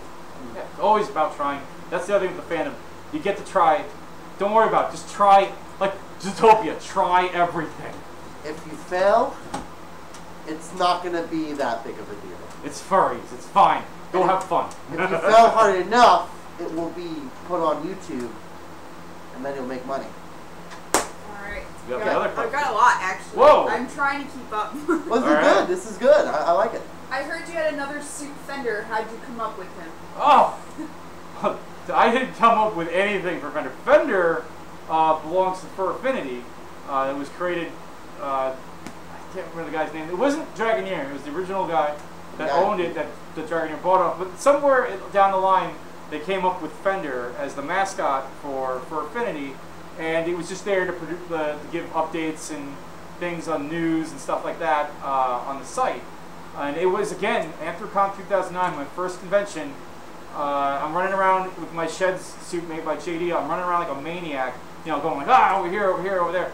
And at the time, a couple of local friends of mine were friends with Dragoneer, and I was hanging out with the local friends who were friends with Dragoneer. We were in a group, I'm shooting around, and Dragoneer's like, who the hell is this guy? Like, he came out of nowhere, because I was new. Nobody knew who I was. And Dragoneer sees me like bouncing off the walls, and he's like, this is how I want Fender to be.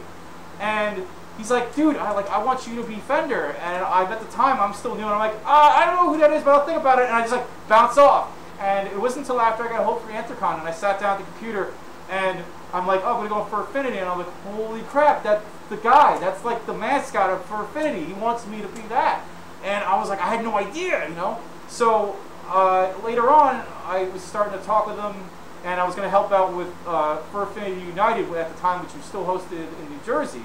And I was going to go on staff, and we were talking, and then we worked together, and we commissioned the Fender fursuit from White Wolf Creations, who also made my Rocket Wolf suit. And for the FAU 3, in 2010, I debuted the Fender suit, and it was the first time like there was actually a Fender, because there was never any person assigned to Fender, so no one could actually talk to Fender. Yeah. And so I helped host that and all this other stuff, and it was an absolute blast, and like everybody loved him.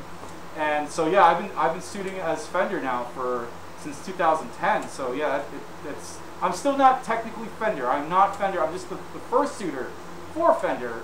So I'm not an admin. I can't unblock friends. I can't do anything of that stuff. But you want a picture? You want a hug? You want to talk to me? That's cool. We can do that. But yeah, that's how that whole thing happened. It just happened to be friends of a friend kind of thing. So yeah. If you don't know what FA is, because it kind of died. It didn't die. It's still. It's still a I thing. use it. I use it. I use it. I know I You use use it, right? People like to say it's dead, but it's really not. Okay. Well, okay. Maybe it's somewhat coming back. It's not active in the way It used- that this- you would normally think. It's Yeah, not like it's people for are art. there to chat. It's not to chat. It used to be art like and that. Finding It used to artwork. be a lot of Yeah. chatting through shouts and stuff, but now it's like there's more social media than there was in 2005. That's for sure. So it's definitely changed that way. But for Affinity, still like if you go on the front page, it's still streaming tons and tons of uploads. There's people uploading thousands and thousands of images every day to Fur Affinity. Yeah, and you're right. Exactly. But I don't know. I try to ask people like, "What's your Furfinity?" and they go, "I haven't been on that for years." And you're like, "Oh, shame on them." No, I'm just kidding. You can use whatever you want. It's how fine. dare you? Yeah. Okay. What's more questions? All right. How long have you known King Gord? Oh, that's How another. did you guys meet? That's another. King Gord. It was the same thing. It was Fur Affinity. It was FAU United 3 when I debuted Fender. Prior to that, I was on YouTube and we're going through, and I see this Fox guy, and I'm like, with this pie, and he blows it up and he gets stuff all over, and he's throwing M80s in the yard and breaking stuff, and I'm like, this dude's funny. And I found out he was in Connecticut, and I was like, I really hope this dude goes to FAU 3, and he did. And I was just in Fender, like, you know, doing my rounds around in the lobby. And I hear his voice, and I'm like, oh my god. And I look over, and I see him down in the lobby, and I'm like, wait right there. And I run downstairs, and we start talking, and like, that was it. We were like best friends ever. Like, it was the funniest thing, because he was doing the same thing to me. He was like, oh, this is Cooper Tom, this is Cooper Tom. And I'm like, oh, it's King Gord. So we were both like stalking each other on YouTube, like saying like this guy's awesome to each other, but we had no idea. And I even seen him at previous conventions. I saw him at Furry Connection North 2010 and at Anthrocon 09. I saw him there, and he actually has pictures of me when I went there, but I didn't know who he was. And then, I've known him since 2010. Yeah. Can I ask something? Yes. Who is that? I don't know. King Gord. You don't know who King Gord is? No, I Sometimes he goes by KG, KG. instead. He's the Fox that he wears like those bad 70s suits. And it's going like over that. my head. But he's the You other. would know who he was if you saw pictures. Yeah. I probably would. I suck at games. I really It's do. okay. But Yeah, he's a Fox, but he's a cool dude. But, okay. Yeah. What else out there, Mrs. Champion? Dash, this is for you. How do you choose your guest speakers? Oh, how do I choose them? It's a very hard process. I go by first dashing good looks, and you've got that. I also go, are they willing to travel to New Jersey? 90% of them say no, but he already lives in New Jersey, so yeah. No, actually, I choose them by if I like them. I love to promote talent within this fandom. I am a huge supporter of talent within this fandom. If I see somebody out there who has a great YouTube channel, and I'm like, okay, this person really deserves to have some sort of talking to, or some He needs a sort good of talking to. Yeah, not talking, or a good interview to really show who they are.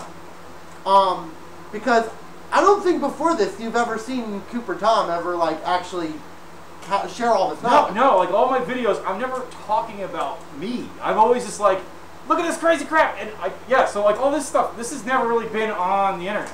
Yeah, and that's one thing I like. I like to explore behind the fursuiter, because everyone always looks at their fursuit and they're like, that's amazing. But then you get the rumors that they're called jerks, or then you get the rumors that they're called, you know, all this other names.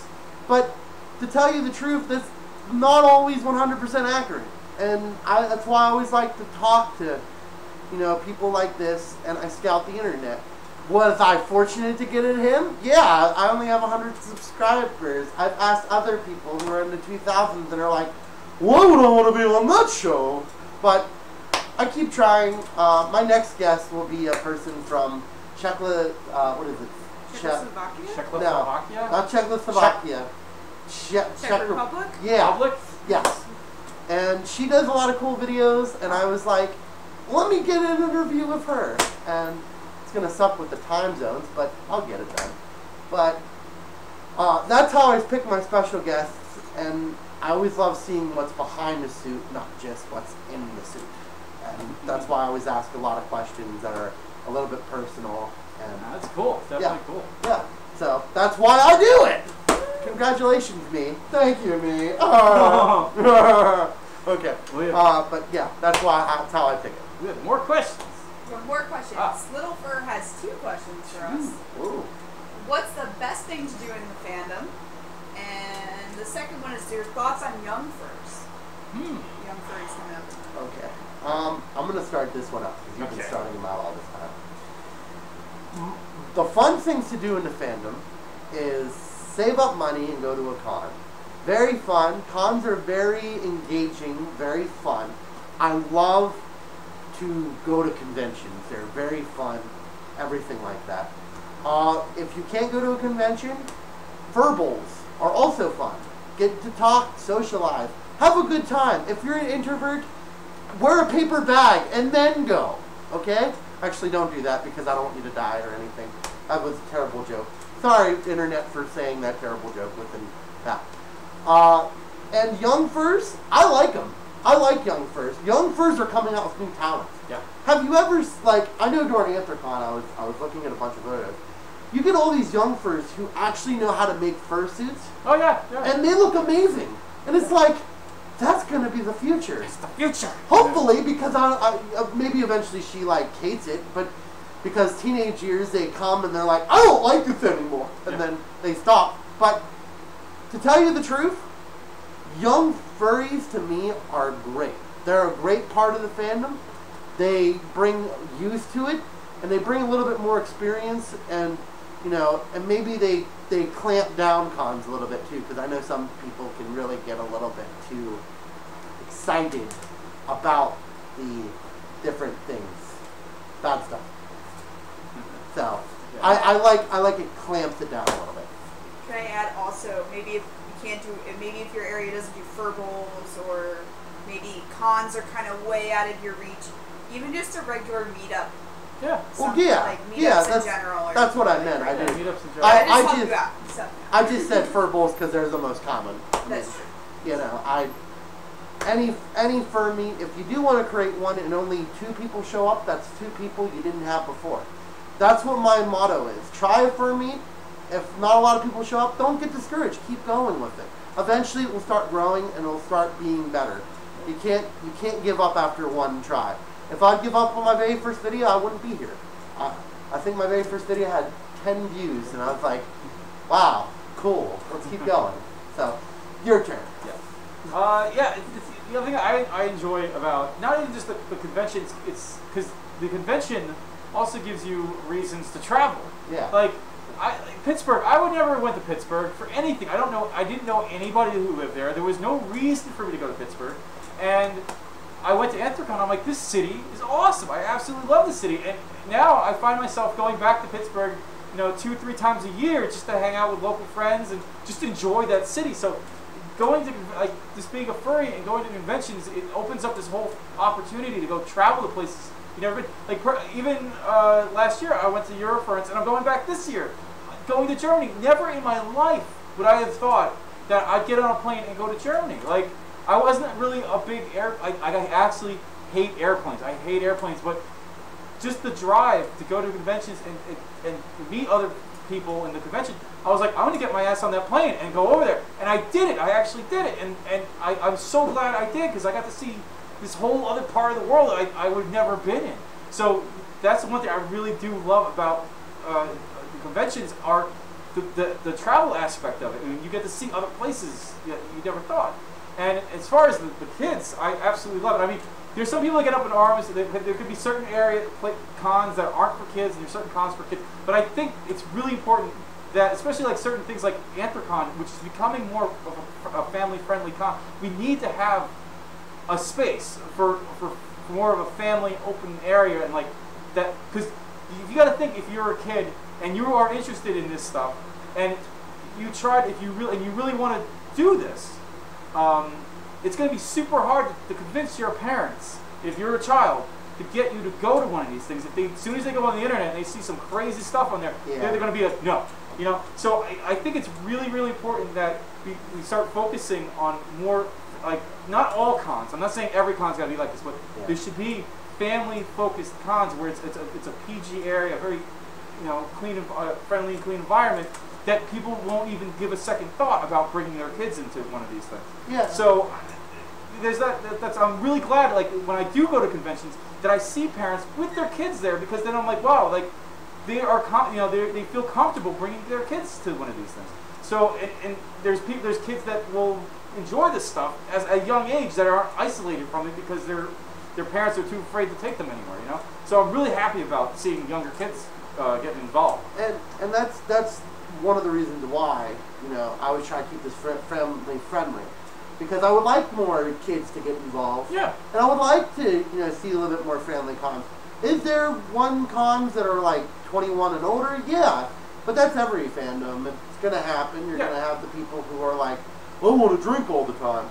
But there's after dark panels at even like an anime. Yeah, exactly. They have it. And you know, that's the one thing I sometimes hate about this fandom, is that they stereotype it so much because of that, maybe that 3 or 4% that really likes doing that stuff.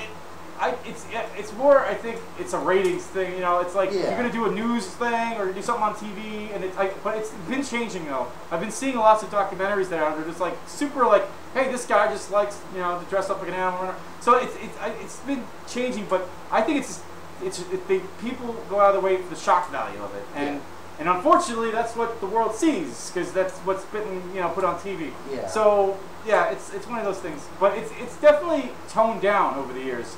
People, because it's actually getting kind of like old hat. It's like, oh, furries are like crazy, and it's like, yeah, like they did a thing about that like 10 years ago. What's the big deal? What else is there? You know, so it's kind of like, I think it's kind of toned down a little bit. So yeah.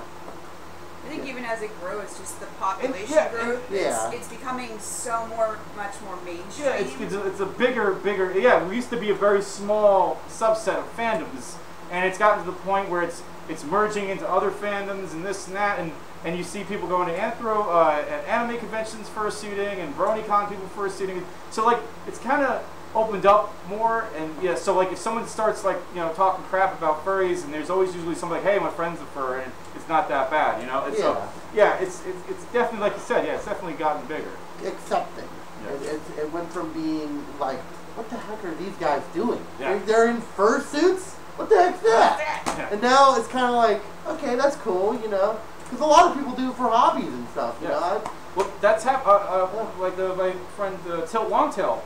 He was making costumes and fursuits years before he knew there was furries. Like he was making suits in the early '90s just for like Halloween, and they were basically fursuits, and he had no idea there was a whole like community for this. And then he eventually got a computer like in 1996 or '97. And he logged on, and it was like, oh, there's other people that are interested in this.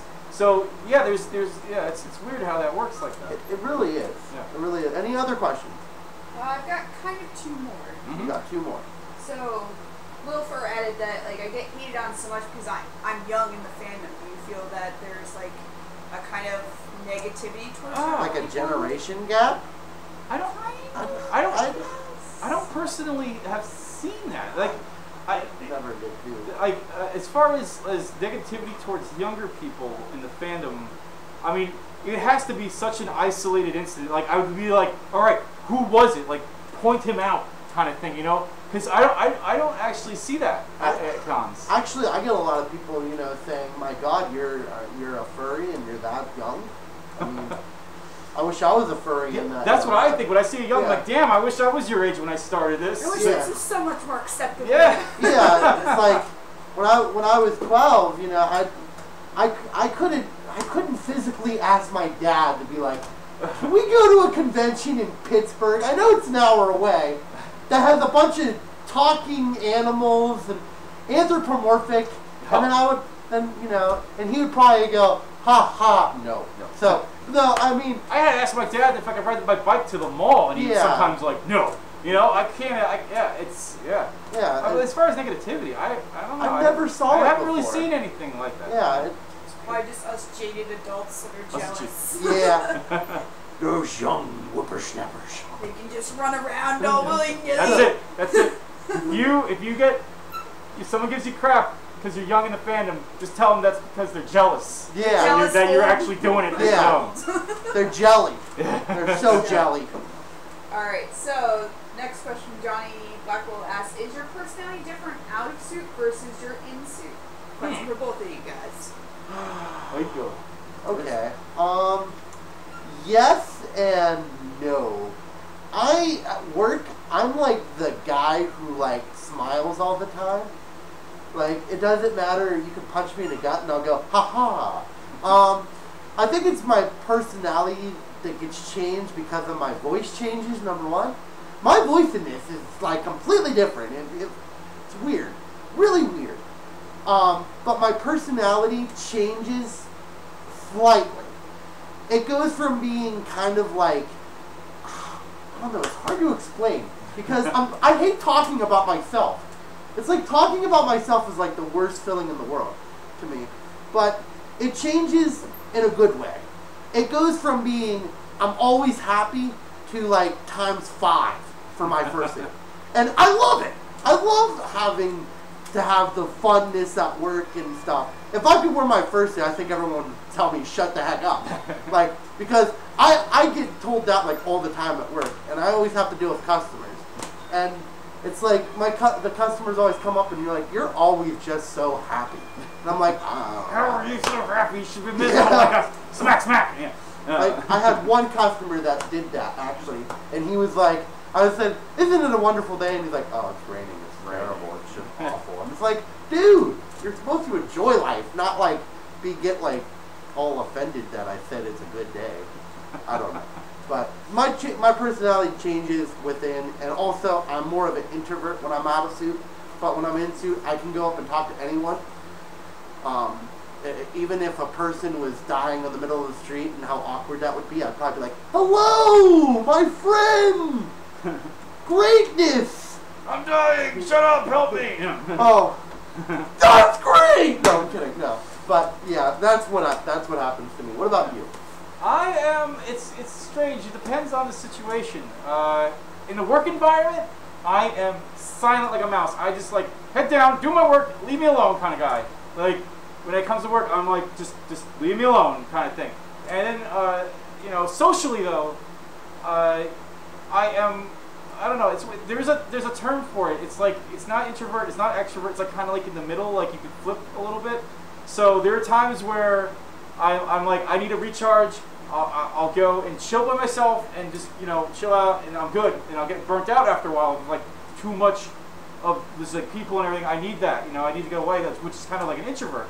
But at the same time, when there is a group of people, I light up. I love it.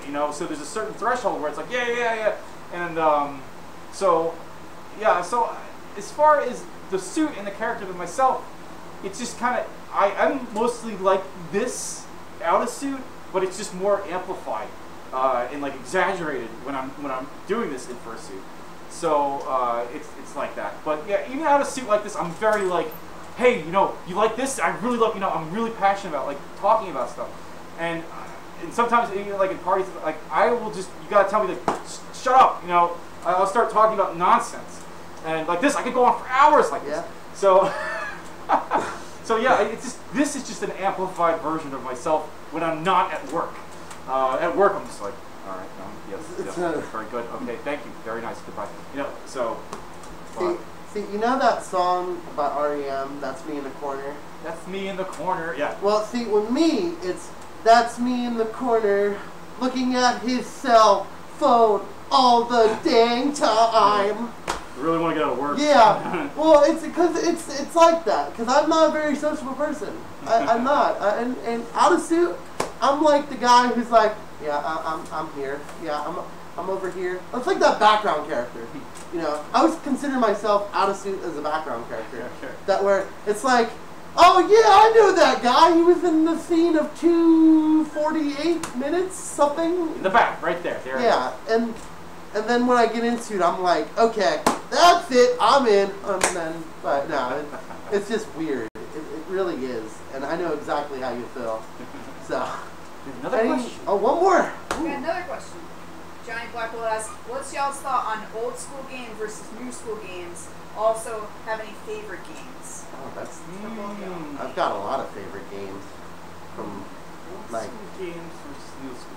They are like Polar comparing apples to oranges. They, even though they are technically video games, they're just worlds apart. They're absolute worlds apart. And there's a lot, like, it's just human instinct to try to categorize and say which one's better than this. And there is no definitive thing saying, this is good and this is bad. And it's just like they're their own things. So like Nintendo games, they have a special place, and then there's newer games that have a special place. So like I can't pit one against the other as far as saying which one's better. But I definitely love Nintendo games. They're great. They're simple. You can just pop them in. You can play them. And then there's other games that you want to play, and you put it in, and it's like, oh, we're going to update for 10 minutes, and you're like, son of a bitch, So it gets a little annoying that way. But I definitely love the old school games. But as far as the new school games right now, I am addicted to Steam games. I'm buying Steam games all the time on sale. You can look me up. I'm on Steam, Cooper Tom on Steam. If you want to friend me, that'd be cool. But right now I'm addicted to Beam NG. It's a car smashing game. It's absolutely pointless. You just smash cars for hours on end, and that's what I play. I play roller coaster type, not roller coaster. What's that one? Planet Coaster. Planet Coaster. I like Planet Coaster. I love City Skylines. That's another one. I love like the building games, and I also love car games, sim games, and car games. That's what I absolutely love. What about you? what I like. Yeah. Well, let's see. Older games. It's always tough because older games. I always thought older sports games were terrible. It's like I played NHL '95, and I remembering that glitch. And I'd be like, you know what? I'm just glitching all the time. I don't need this. And the funny thing is, the new games, you could say, oh, I'm glitching all the time. I don't need this. So, but I remember back then, and you're absolutely right, in polar opposites. Because back then, you got not really the greatest graphics. Like, I remember playing the crap out of, shoot, it starts with a C, it's a shooting game, and you go like... Contra, yeah! I played the crap out of that game. I remember playing it for about like 5 straight hours, and I remember my uncle walking in, and it's like, are you still here? What the heck are you doing? Yes! And I got to the last boss, and I lost it, and I was like, oh, I'm done. I can't do this. Like, you get to the point where you're like, ah! The old games definitely will piss you off way more than the new games. They will! With their pixels, just their pixels, they will drive you to levels of rage you cannot understand anymore. And, you know, because, see, now, like, every kid has got, like, an instruction manual. You can save your game. You can do everything like You that. don't even have to worry about saving because there's auto-save. Yeah, you don't even have to worry about saving. Yeah. Losing power, it auto-save. Auto-save, yeah. And older games, whenever you beat them, you have this, like feel of accomplishment. Yeah, get it. Like, you spend all this time, now you can go and tell your friends that you beat the darn game. And, like, give out secrets that they really are peeved about because you told them. Newer games, it's kind of like one of those things, I could just watch it on YouTube. Yeah, I can watch someone beat it. I can watch somebody beat it. It's really hard. Yeah, I don't want to play it. Well, Or... that was the other interesting thing with the older games was when you were a kid, you couldn't go buy the game, so you had to make sure the game you got was good. Like you go to Toys R Us and you had that wall of little paper slips, and you didn't know there was no internet back then. You couldn't even ask if it was like a good game or not. So you had to like guess. You like be looking, and your parents are like, hurry up, we gotta go, we gotta get in the car, we gotta go make dinner. And you're like, oh, and you're running up and down the aisles of Toys R Us trying to figure out what Nintendo game you want. It was the most stressful thing. And you pull that piece of paper out, and you're like, oh, this is the one. And you go up to the window and you give him the piece of paper, and the guy's like, here's your game. And you're like, oh, this is the best day in the world. And you go home and you pop it in, and it's a piece of crap. Yeah. And you know what you did? You played that piece of crap until you got good at it because you weren't getting another game for like 6 months. You know, that's the other thing I miss about the older games. The newer games aren't like that. You just go buy another one, like, you know, for $20. Or you can like look online. Yeah, look online and watch it. Like you needed to do that to see stuff. Even like I would say, like I used to do like Blockbuster. I was rent it. Yeah, I was big on renting. Yeah. And my dad would always give me like, okay, son, you can rent one game. Just one. And you know, I had PS1 at the time. I was, you know, part of the generation. I was getting over 64, and then I was going on a PlayStation. And it still was the same exact thing. All you got was a cover, and then you looked behind. Yes, yeah. And then you were like, okay, this game's going to be good. I remember going home. It was this Mission Impossible game. It looked very fun. It looked great on the cover. It looked great.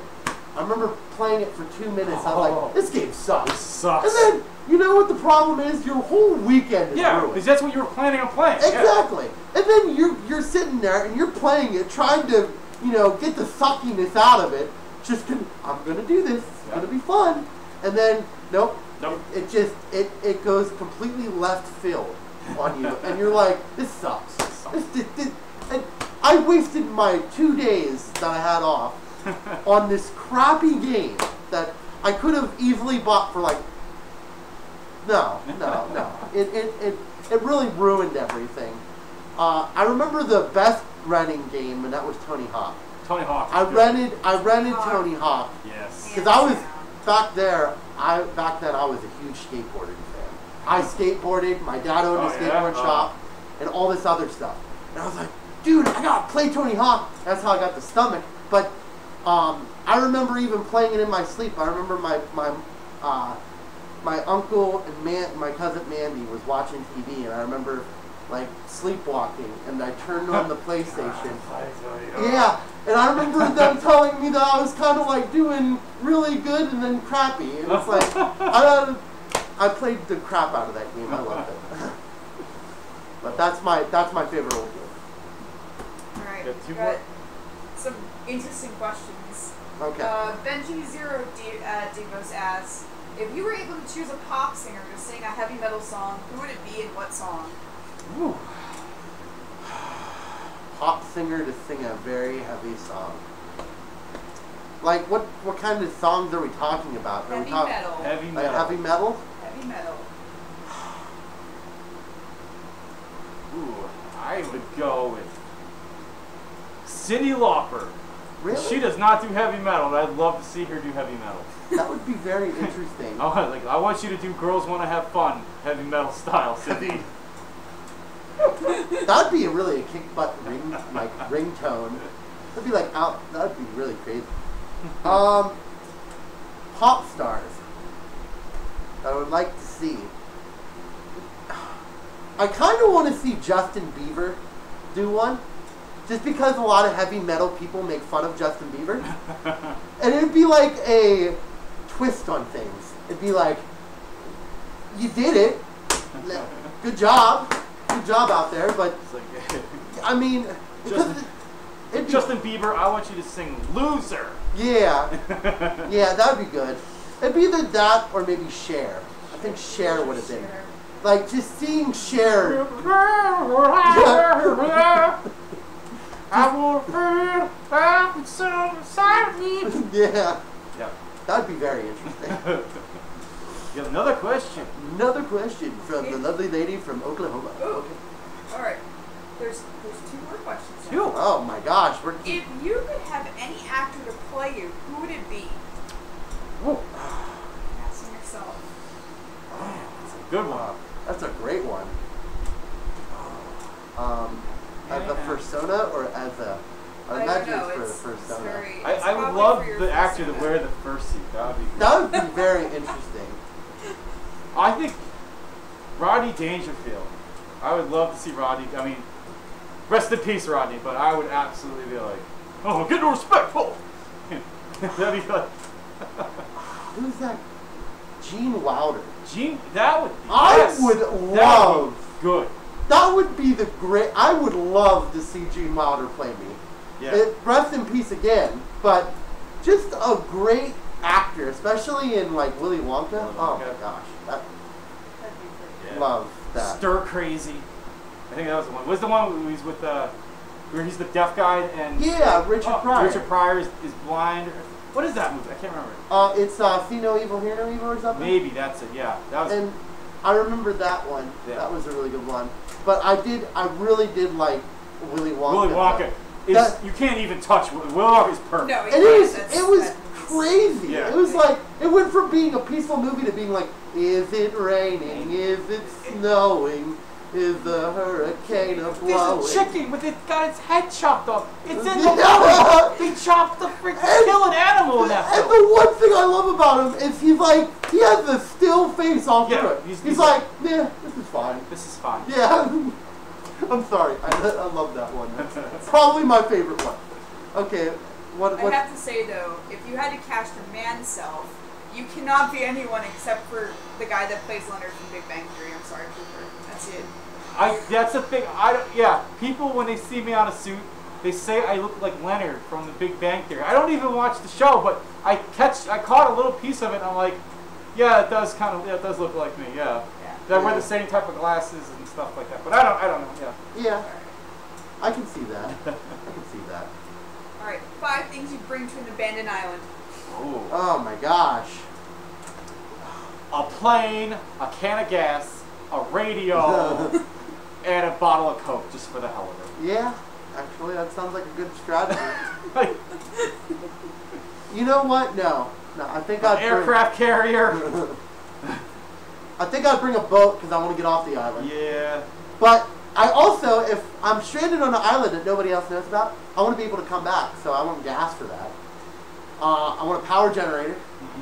I want a nice little house, and then I want like a TV and some games in there. I want to blend us some margarita ice and some ice and one of those little umbrellas in a glass. Oh my gosh! How'd you know? We're gonna have some margaritas on the beach. It's gonna be lovely. That's all I want. I can finally sing that song. Wasting away a margarita. We're gonna make this Margaritaville. Yeah. Another question. This one's for you. For me. Oh, now we have another question after that. Oh, jeez. How did you and I meet? How did we meet? Oh, you put me on the spot. Now you're gonna make me look like a horrible boyfriend. Personal I don't remember. questions. You only get this I'm from trying Pop. to think of it too. What? I'm also trying to think of it. I don't really know. We both just kind of appeared at like. I want to say like I was hanging out with Frank and Zarky. Yeah. And like they saw you and KG and Skirl and was like, oh, that's Tom, KG and Skirl. And then I think Annabelle was like, hey, come to Zero and Craig's house. Yeah. We're gonna hang out. And then you were at the mansion party one time. And Yeah. I think I met you at Doc's. Yes, I think it was. Actually, no, that was it. Because I remember they were talking about you like living over in the area, and I'm like, I never met this person. They're like, oh yeah, she comes to Doc sometimes. So we go to this local bar, and there was a couple of weeks I didn't go, and yeah, so Cy ended up going to these meets at the bar, and then the one day I go, and you showed up, and I think that was technically the first time. First time we actually got to like get the talk and stuff. But then the first time, like I really remember actually interacting and hanging out was at for Affinity United when I own all the Headless Lounge equipment. So as the convention's over, I'm breaking down all the Headless stuff, and Cy is in her Sabretooth, still suiting around after everything's starting to break down, and she's like, oh, what are you doing? I'm like, I gotta put this stuff into the car. He's like, oh, I'll give you a hand. And she starts helping me break down the Headless Lounge in fursuit, and she doesn't get out. She's carrying fans and boxes and I think pushing I carried carts. 4 box fans. Box out to your fans. car. She's carrying this stuff in suit to my car, and that's I remember I was like, man, this Yeah, I was girl's wearing a full Digigrade suit. Yeah, full Digigrade suit. I'm like, she's absolutely nuts. And yeah, now we're dating. You only learned this from talking with Dash and Foxie. Where romantic, never hear this anywhere else. Yeah, where romantic flings turn into something. Yeah. All right, so I'm sorry. Were you? No, go on. What if your persona came to life and it was like a clone of yourself? Damn. Oh, gee, these questions are really getting deep. They're like really like. Realistically, it would be absolutely terrifying. Like your brain is never meant to process this as a real thing. No. Like you'd be, I'd crap myself if I actually saw this walking around. But like in an alternate universe where furries would just be cool to hang out with, I'd be like, oh man, we're gonna go to like the boardwalk. We're gonna hang out. We're gonna go ride some roller coasters or something. I would totally take this guy with me to Six Flags. It would be awesome. I mean, I agree with you. It'd be kind of creepy, first of all, because it's like, oh, you're real. I've been betraying you. Let me just hide this for a second. But I think it would be, my character would be like very different.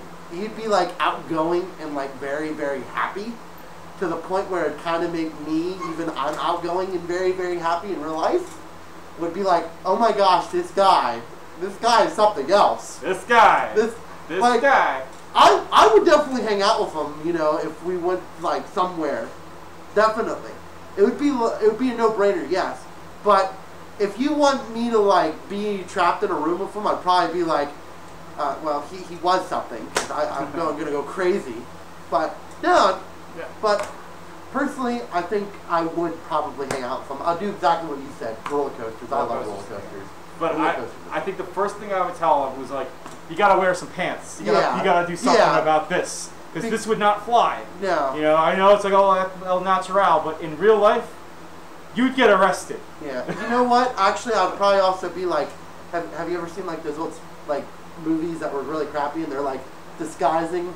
It's like, oh well, he's not gonna be noticed, because I mean that's how I would be. I'd be like, you gotta wear something. Put something on, buddy. Yeah, like, because I really wouldn't want to see I wouldn't want to see him naked. Or in the nude. Okay, anything else? Has Cooper Tom ever heard of Josie and the Pussycats? Of course. Everyone's heard of. Everybody heard of Josie and the Pussycats. That's pretty obvious. Man, like, they were, you know, old school furries before they were furries. Like, that was a thing, like, you know, in the 70s. Yeah. But I remember they came back pretty hard. I think in like the 2000s on Cartoon Network, and like Boomerang. It was Boomerang, yeah. Boomerang really like shot him back in. I actually personally don't really watch the show, but I totally, I know of Josie and the Pussycats. Yeah, I even know about him, and I'm like. And you're a fox. Yeah, I'm a fox. I'm a cat. I should know these things.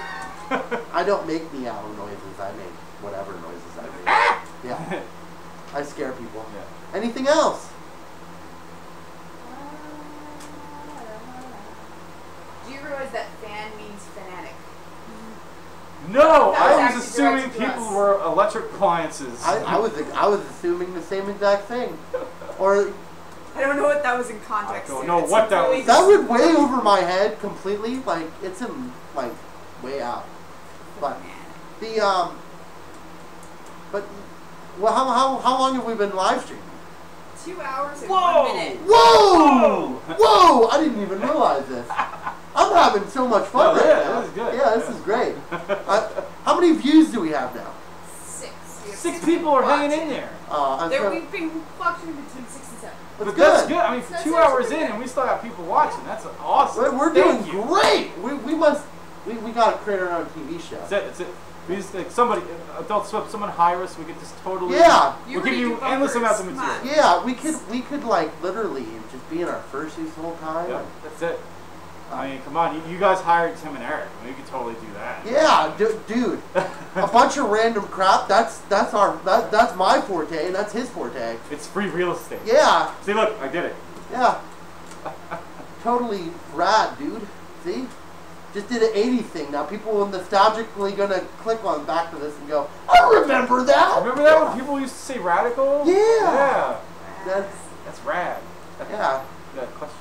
Favorite drinks? Favorite drinks? Wait, alcoholic? No, I'm kidding. No. I don't know. No. Any drink in general. I don't. I used to drink a lot of soda. I don't drink a lot of soda. Here's Crystal Pepsi. No, I like Crystal Pepsi. I'm joking. But my favorite drink, it has to be just strawberry milk. Strawberry milk. It could be Nesquik, anything. Strawberry milk. I absolutely love. I love banana flavored milk, but it's kind of hard to find. But the good old go-to. Everybody's like, "Oh, you like chocolate milk?" I'm not a chocolate. I like chocolate milk, but I am the odd guy out. I like strawberry milk, man. I absolutely love that. I can drink it all the time. I'm gonna do the exact opposite and actually say chocolate milk. You're the chocolate milk. I love chocolate milk. Yeah. I remember working in a cemetery back then when And I remember it would be like 90 degrees out, and I'd be the person drinking chocolate milk, and you're like, dude, you're going to get sick. And I'm like, nah, I'll be fine. I'm good. Yeah. It's the same. I could be like scorching hot out, and I'll go somewhere like in a 7-Eleven, and I'm like, I should get something like a water or a Gatorade, and then I'll just see like a big bottle of Nesquik, and I'm like, that looks really, really good. And I'll get that, and I'll sit in my hot car and drink it, and I'm like, oh.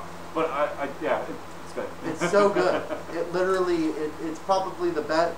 I could literally probably like sit there and drink a whole gallon without even noticing it. It tastes so good. But my second favorite would be tea. Tea? Iced tea. Iced tea. Love iced tea. I like pineapple soda too. That's good. Pineapple's good. Pineapple soda. Pineapple's great. Another question.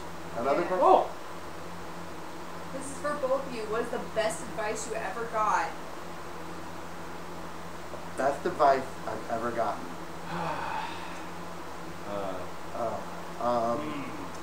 Boy, these. That's to put you on the spot one. Yeah. Somebody must be really high out there.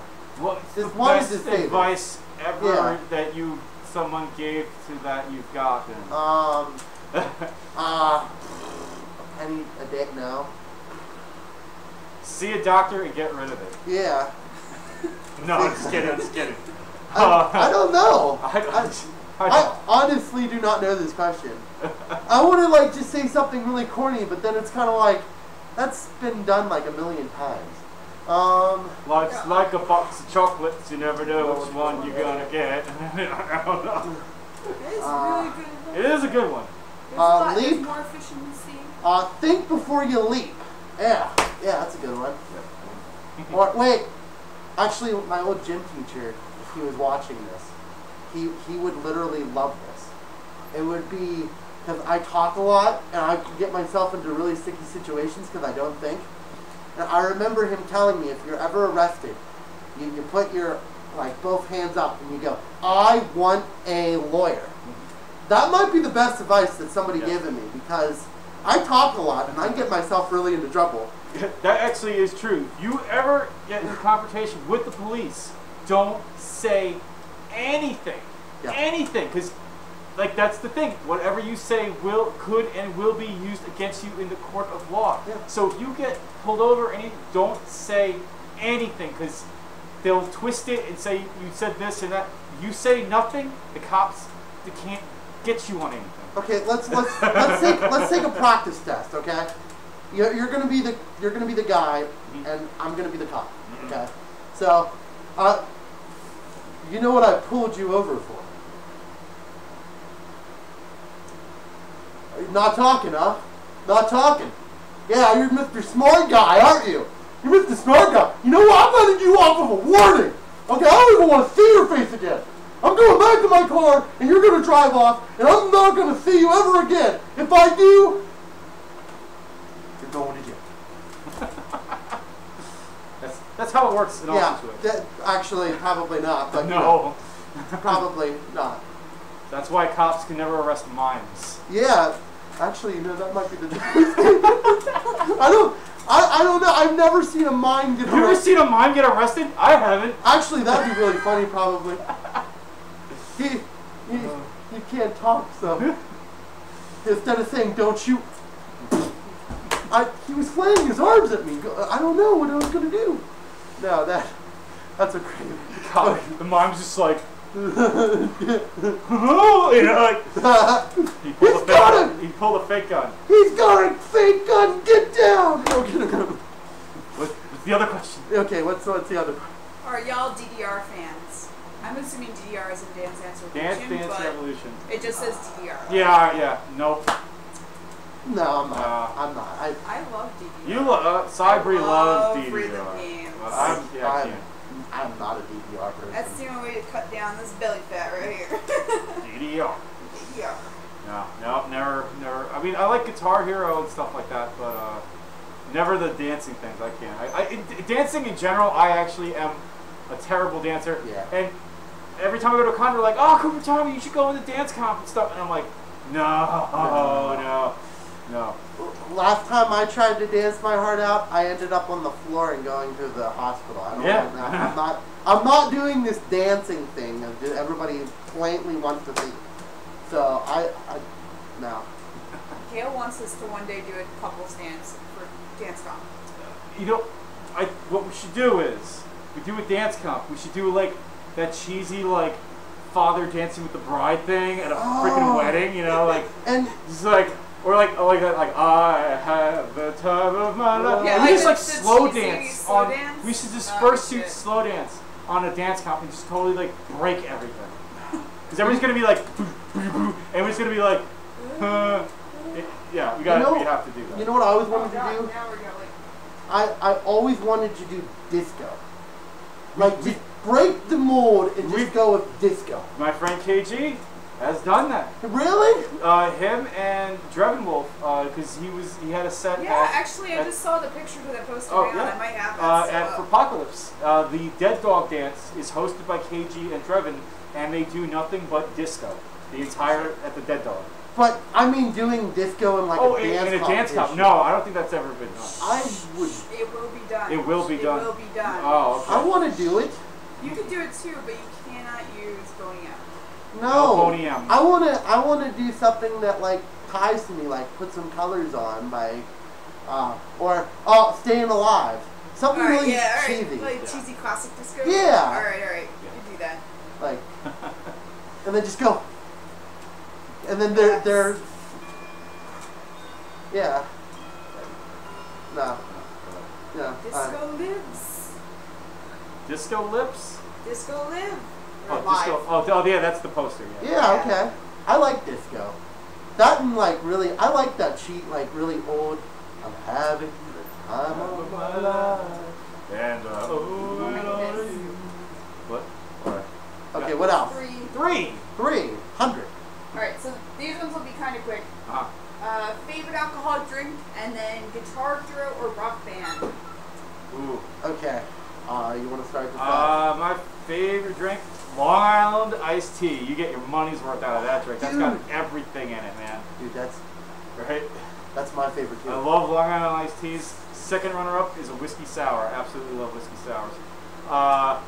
Then I think it's I don't know. I never really played rock band, so I'm mostly Guitar Hero. So I'm gonna have to go with Guitar Hero. Okay, I'm gonna have to go with the Island iced tea. I love that. That is my favorite drink. It's the most expensive drink, but it's but it's got all the drinks in it in one. And then you can like get hammered without really even trying. But my second favorite is a Dirty Shirley. I don't know why. Dirty Shirley. Yeah, it's like a Shirley Temple, Yeah. but it's called Dirty Shirley, and it has vodka and stuff in it. Oh, so it's a little bit more rough. Yeah, I like it. I don't know. I remember. I got a story for that, but we'll keep going. Then also rock band. I love rock band. I remember playing the heck out of the drums, and I remember breaking the drums, and my uncle really getting really ticked off at me. You broke the drums. You broke the fake drums. Yeah, I got too much into it. I was like, okay. But the Dirty Shirley thing, I was actually at Motor City FurCon, and these were the cheapest drinks I've ever had. And it was like only $3 for it. And I remember she poured like 90% of it was like alcohol. Oh, yeah, they do free pour there, and Yeah. they go nuts. Yeah, and my God, was I hammered after one of them. And I get emotional when I drink. I hate drinking. I hate drinking so much because I first start out giggly, and then I go to crying. Oh no! And then I go into the fetal position, and then I get laughy again. And I don't know. I don't drink a lot, so I'm mostly a happy drunk, but there's sometimes like stuff will like overwhelm me, like be like really impactful. Like, whoa, there was a time I was in a room party, and Foxie was in there, and he was working on this new song that he didn't release yet, and he's like, "Oh, Cooper, you want to listen to it?" And I'm like, "Oh yeah, cool." And I'm like hammered, and he starts playing this thing, and I'm like, "Oh my God, it's so beautiful!" And I start like crying on the bed with Foxie, like playing this song, and I was so into it. I was like, "Oh, this is great." Then there was another time. It was these both happened at Motor City FurCon. I was at the hotel bar, and it was me and KJ, and we're sitting there, we're drinking, and again, those drinks were like super strong, and I'm getting drunk, and I start getting like really worked up about freaking the governor of New Jersey that just left. Chris Christie. Yeah. I got really worked up on how Chris Christie sucks, and I start like being this like ranting drunk about Chris Christie, and I'm like, I had to go outside. I had to like get myself up and go out in the parking lot and get some air because I was getting so worked up about Chris Christie. Yeah. No, I remember I was at AC. It was like one of the very first times I ever got drunk, and my friend was like, dude, you gotta get drunk at least once. Come on, let's do it. And I remember I went from being like calm to just laughing. And then I remember going downstairs, which I really don't remember. And I remember just hanging on to this guy I've never met. Like, I still don't know his name. That's the magic of Anthropon. And I remember crying and just like, I was telling my friend, I am not drunk. And I was like, okay. I'm not okay. Yeah. So, and that's when he said, don't ever get drunk again. And I was like, okay. I warned you. But, no, anything else out over there? Someone asked if I could wave at the camera, and Oh, also like this. okay. Get in there. Hi. Okay. And that's it, because I'm not in suit. Yeah. You got a hand. You got a hand. I gotta hand it to you. Saber-tooth hand. That was. There you go. There you go. You did it. And someone asked, you like disco? Yeah. You yeah. just said yeah. Yeah, you like disco. Capital Y yes. Yeah. Okay. I think I caught up. How much time have we been here? 2 hours and 15 minutes. Oh. Well, let's. And we still You wanna have wrap it up at- consistent 5 watches. Well, that's good. Cool. Do you want to stop this at 2:30 or? whatever? Yeah, we can wrap. We got another. Yeah, we'll do 2 hours and 30 minutes. How about Yeah, that? So we got that 15 makes minutes, sense. right? Yeah, we got So 15 we're not minutes. completely like wasting all these guys' Yeah, time. like these people that are watching, like they're like they have no idea how long this is gonna go. You know, Yeah. they might have things to do and stuff. So yeah, we're gonna go for another 15 minutes. We're gonna make this 2 hours And we're gonna- and 30 minutes. And we're gonna make this a personal 15 minutes, personal. where I'm gonna ask you questions that is inside the scene instead of being outside the scene. Because everyone knows your personality inside the scene, Insight. but not outside the scene. Reverse. Reverse. Wait, know we I- should reverse it. outer Whatever. Yeah, I'll personality, reverse. but not the Okay. inner. Yeah. Whatever. Got you. Okay. Okay. So. Okay. So you have a girlfriend. Yes. Congratulations. Thank you. You couldn't. Good job. Now. See, it's possible you can find girls in the fandom. Everybody's like, oh, there's all the girls are taking. No, dude. It's Just very give it popular. time. Give it time. You want a Don't be girlfriend? pushy about it. Yeah, don't be pushy. It will just happen. You will find something. She'll come to you. It will come. Yes. Okay. Now, also, so you got your girlfriend. Where in Jersey do you live? Like northern or southern? I live. Well, there's southern. There's just I'm at the Jersey Shore.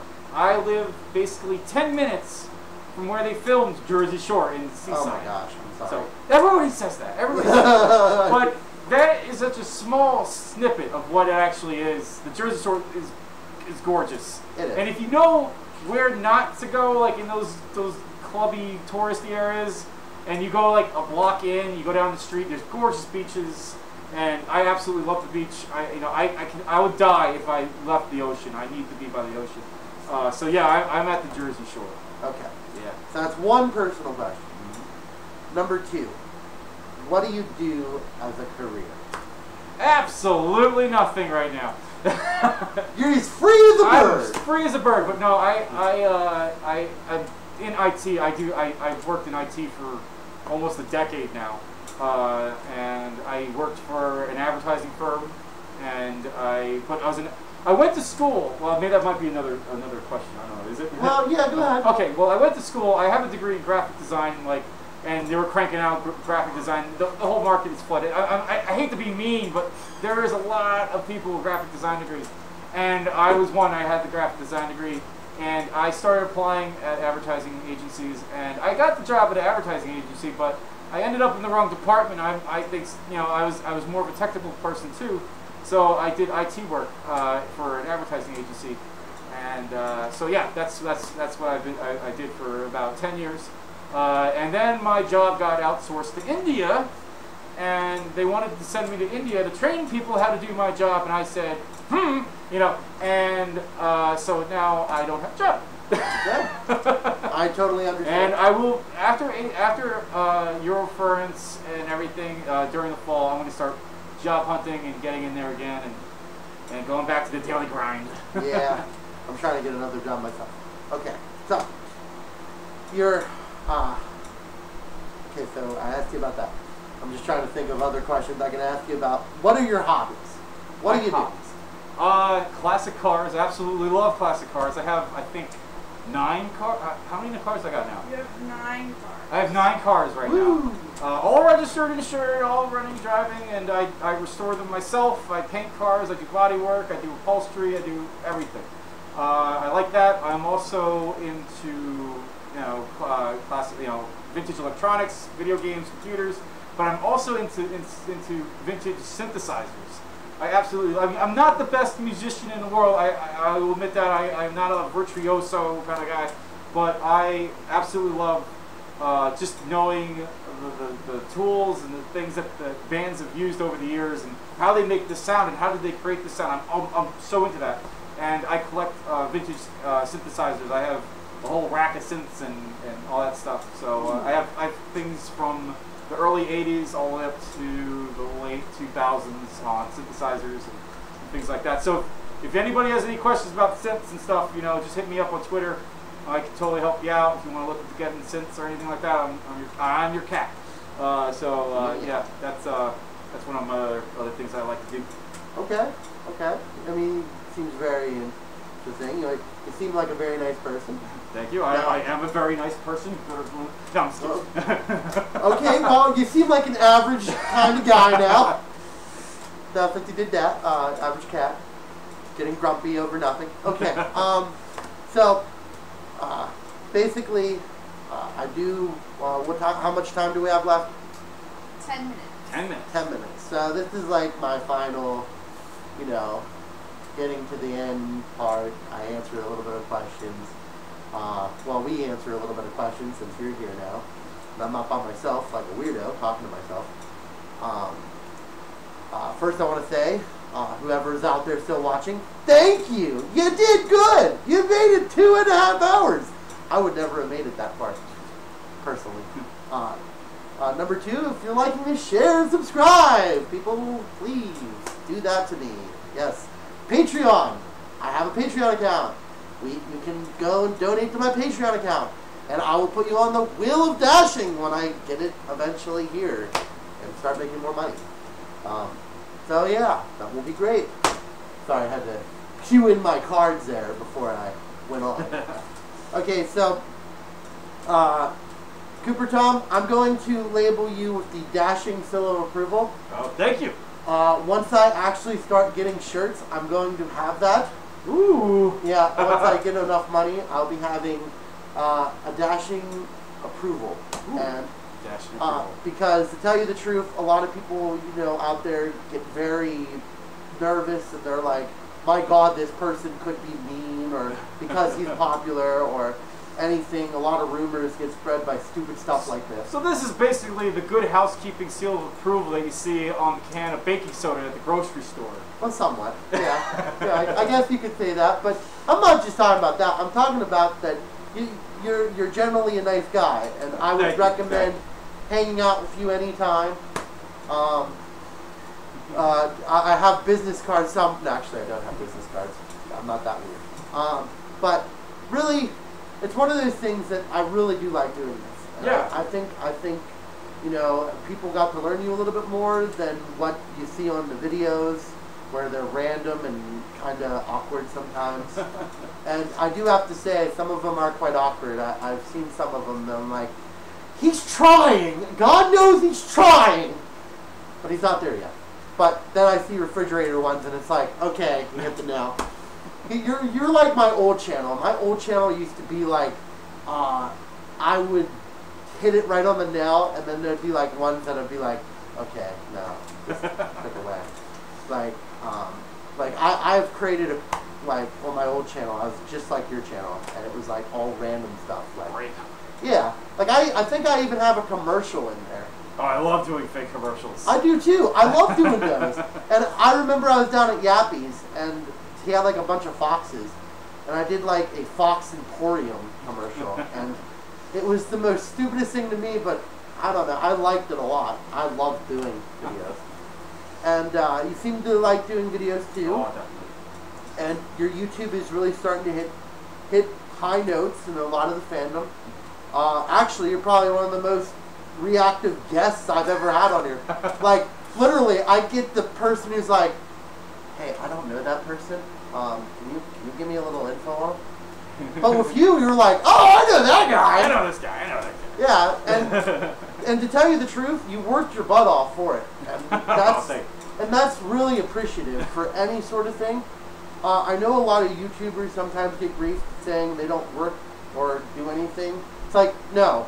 I know your feeling, and you did a great job so far. Thank you, thank you. And I hope you continue. I will. I definitely will. Yeah. And if you don't, I'm going to be sad. And then I'm going to call you up every 10 minutes going, are you going to make that video yet? Make that video? Yeah. But, no, seriously. I think you're a great artist, and I hope you continue going on. Well, definitely. And thank you for inviting me over and to do this, because I mean, I was sitting at home and I get this little thing boop pop up, and you're like, "Hey, you want to do a show?" And I'm like, "Wow, no one's ever asked me to do that. That's really cool." Yeah, and it's sometimes hard doing this too, because I know a lot of people have different work schedules. They have different, times and places they got to be. Again, you're the very first one here that actually came to me and was like, I'll do it at your home. Yeah. And actually, to tell you the truth, this has been easier than Skype. I haven't had any technical difficulties except for the one thing that she had. Fixed it. Fixed it. She fixed it. Thank you. I'm going to give you a promotion even if you don't work for me. Whatever. I'll give you that penny. Well, yeah. I'm a big corporation, but... Yes, there you go. And no, seriously, you just do wonderful work, and I hope you continue. And that's one thing that I hope this furry fandom continues to do: give unique personalities and unique talent the benefit that they deserve, or the gratitude that they deserve. Because there's a lot of artists out there, and there's a lot of people out there, and it's sad that there is some people out there that go, videos aren't technically art, and it's like, yeah, they kind of are. You've got to have a special talent to do this. And it took, I remember my very first time, and how hard it was to like continue on. And I had so many people going, you got dead air, and it's like, dude, I get it, it's cool. I take that, but no, I'm glad that you're out there, and I'm glad you're doing a great job. Thank you. And again, when I get that T-shirt, I will definitely give it to you. Oh, thanks. Seal of approval. Nice guy. How much more time do we have? I got like 3 minutes. 3 minutes. Are there any final questions? Yeah, any final questions to wrap this up? What's your social security number? What's your social security? What's the name of your dog and date of birth? What's your mother's? What was your high school mascot? Make them all of your It's 1, 2, 3, 4, 5, 6, 7, 8, 9. Okay, you got to get this all down. It's my very first pet was Einstein. Yes, Einstein. It was my cat. No. But I guess if we don't have any other questions or any really thing going on, I want to thank you for watching. Yes, thank you for hanging in here. Thank you, Cooper Tom. Thank you for having me. We need a good portrait photo. Yeah. There you go. There we go. Okay, so we now we can do that. And keep up the good work, and hopefully, eventually, if I see you on the show again, you're at 1 million. Million subscribers. So, if you want to follow him, he is Cooper Tom on Twitter. He is Cooper Tom. The Cooper Tom. Somebody has Cooper Tom, so it's the Cooper Tom on Twitter. Yep. The normal Cooper Tom account is a dead account. It's a dead account. Oh, freaking jerk. Yeah. You need to contact Twitter and be like, hey, I need that account. And So- my YouTube channel is it's Cooper Tom. I've changed it to just to Cooper Tom. It shows up that way, but it still shows up as my old name. It was Nine Lives Nails. So that's kind of a weird thing. But if you just go to YouTube and you just type in Cooper Tom, my channel will just pop up at the top there. You know, click, subscribe to it. There's always tons and tons of wacky stuff on there, and I'm still cranking out videos. And even though the same thing, I go to cons and people are like, I really wish you still made videos. I'm like, I still do. It's just the way YouTube has changed so much. Stuff just gets lost in there now. Yeah, it really, I hate it now. It's like you gotta press the bell and it's like, You gotta jump through a lot of hoops to get noticed on there now. Before it was an equal playing field, and now they've changed some stuff. now they're like, oh, you want to be popular? Get to the back of the line. Yeah, No, definitely. If you like this video, subscribe and all this other stuff. I got all the details for me, Cooper Tom. I'll get all the details once I'm done with this video on to the bottom. Make sure to subscribe to him. Tell him to have a wonderful day. And yeah, no, just wonderful things will be happening on his channel. And again, thank you again. Thank you again. And make sure out there to have a dashing night. This has been Talking with Dashing Foxie with the Cooper himself. And have a dashing night. Thank you for watching. Good Bye. night. You could just exit out of OBS.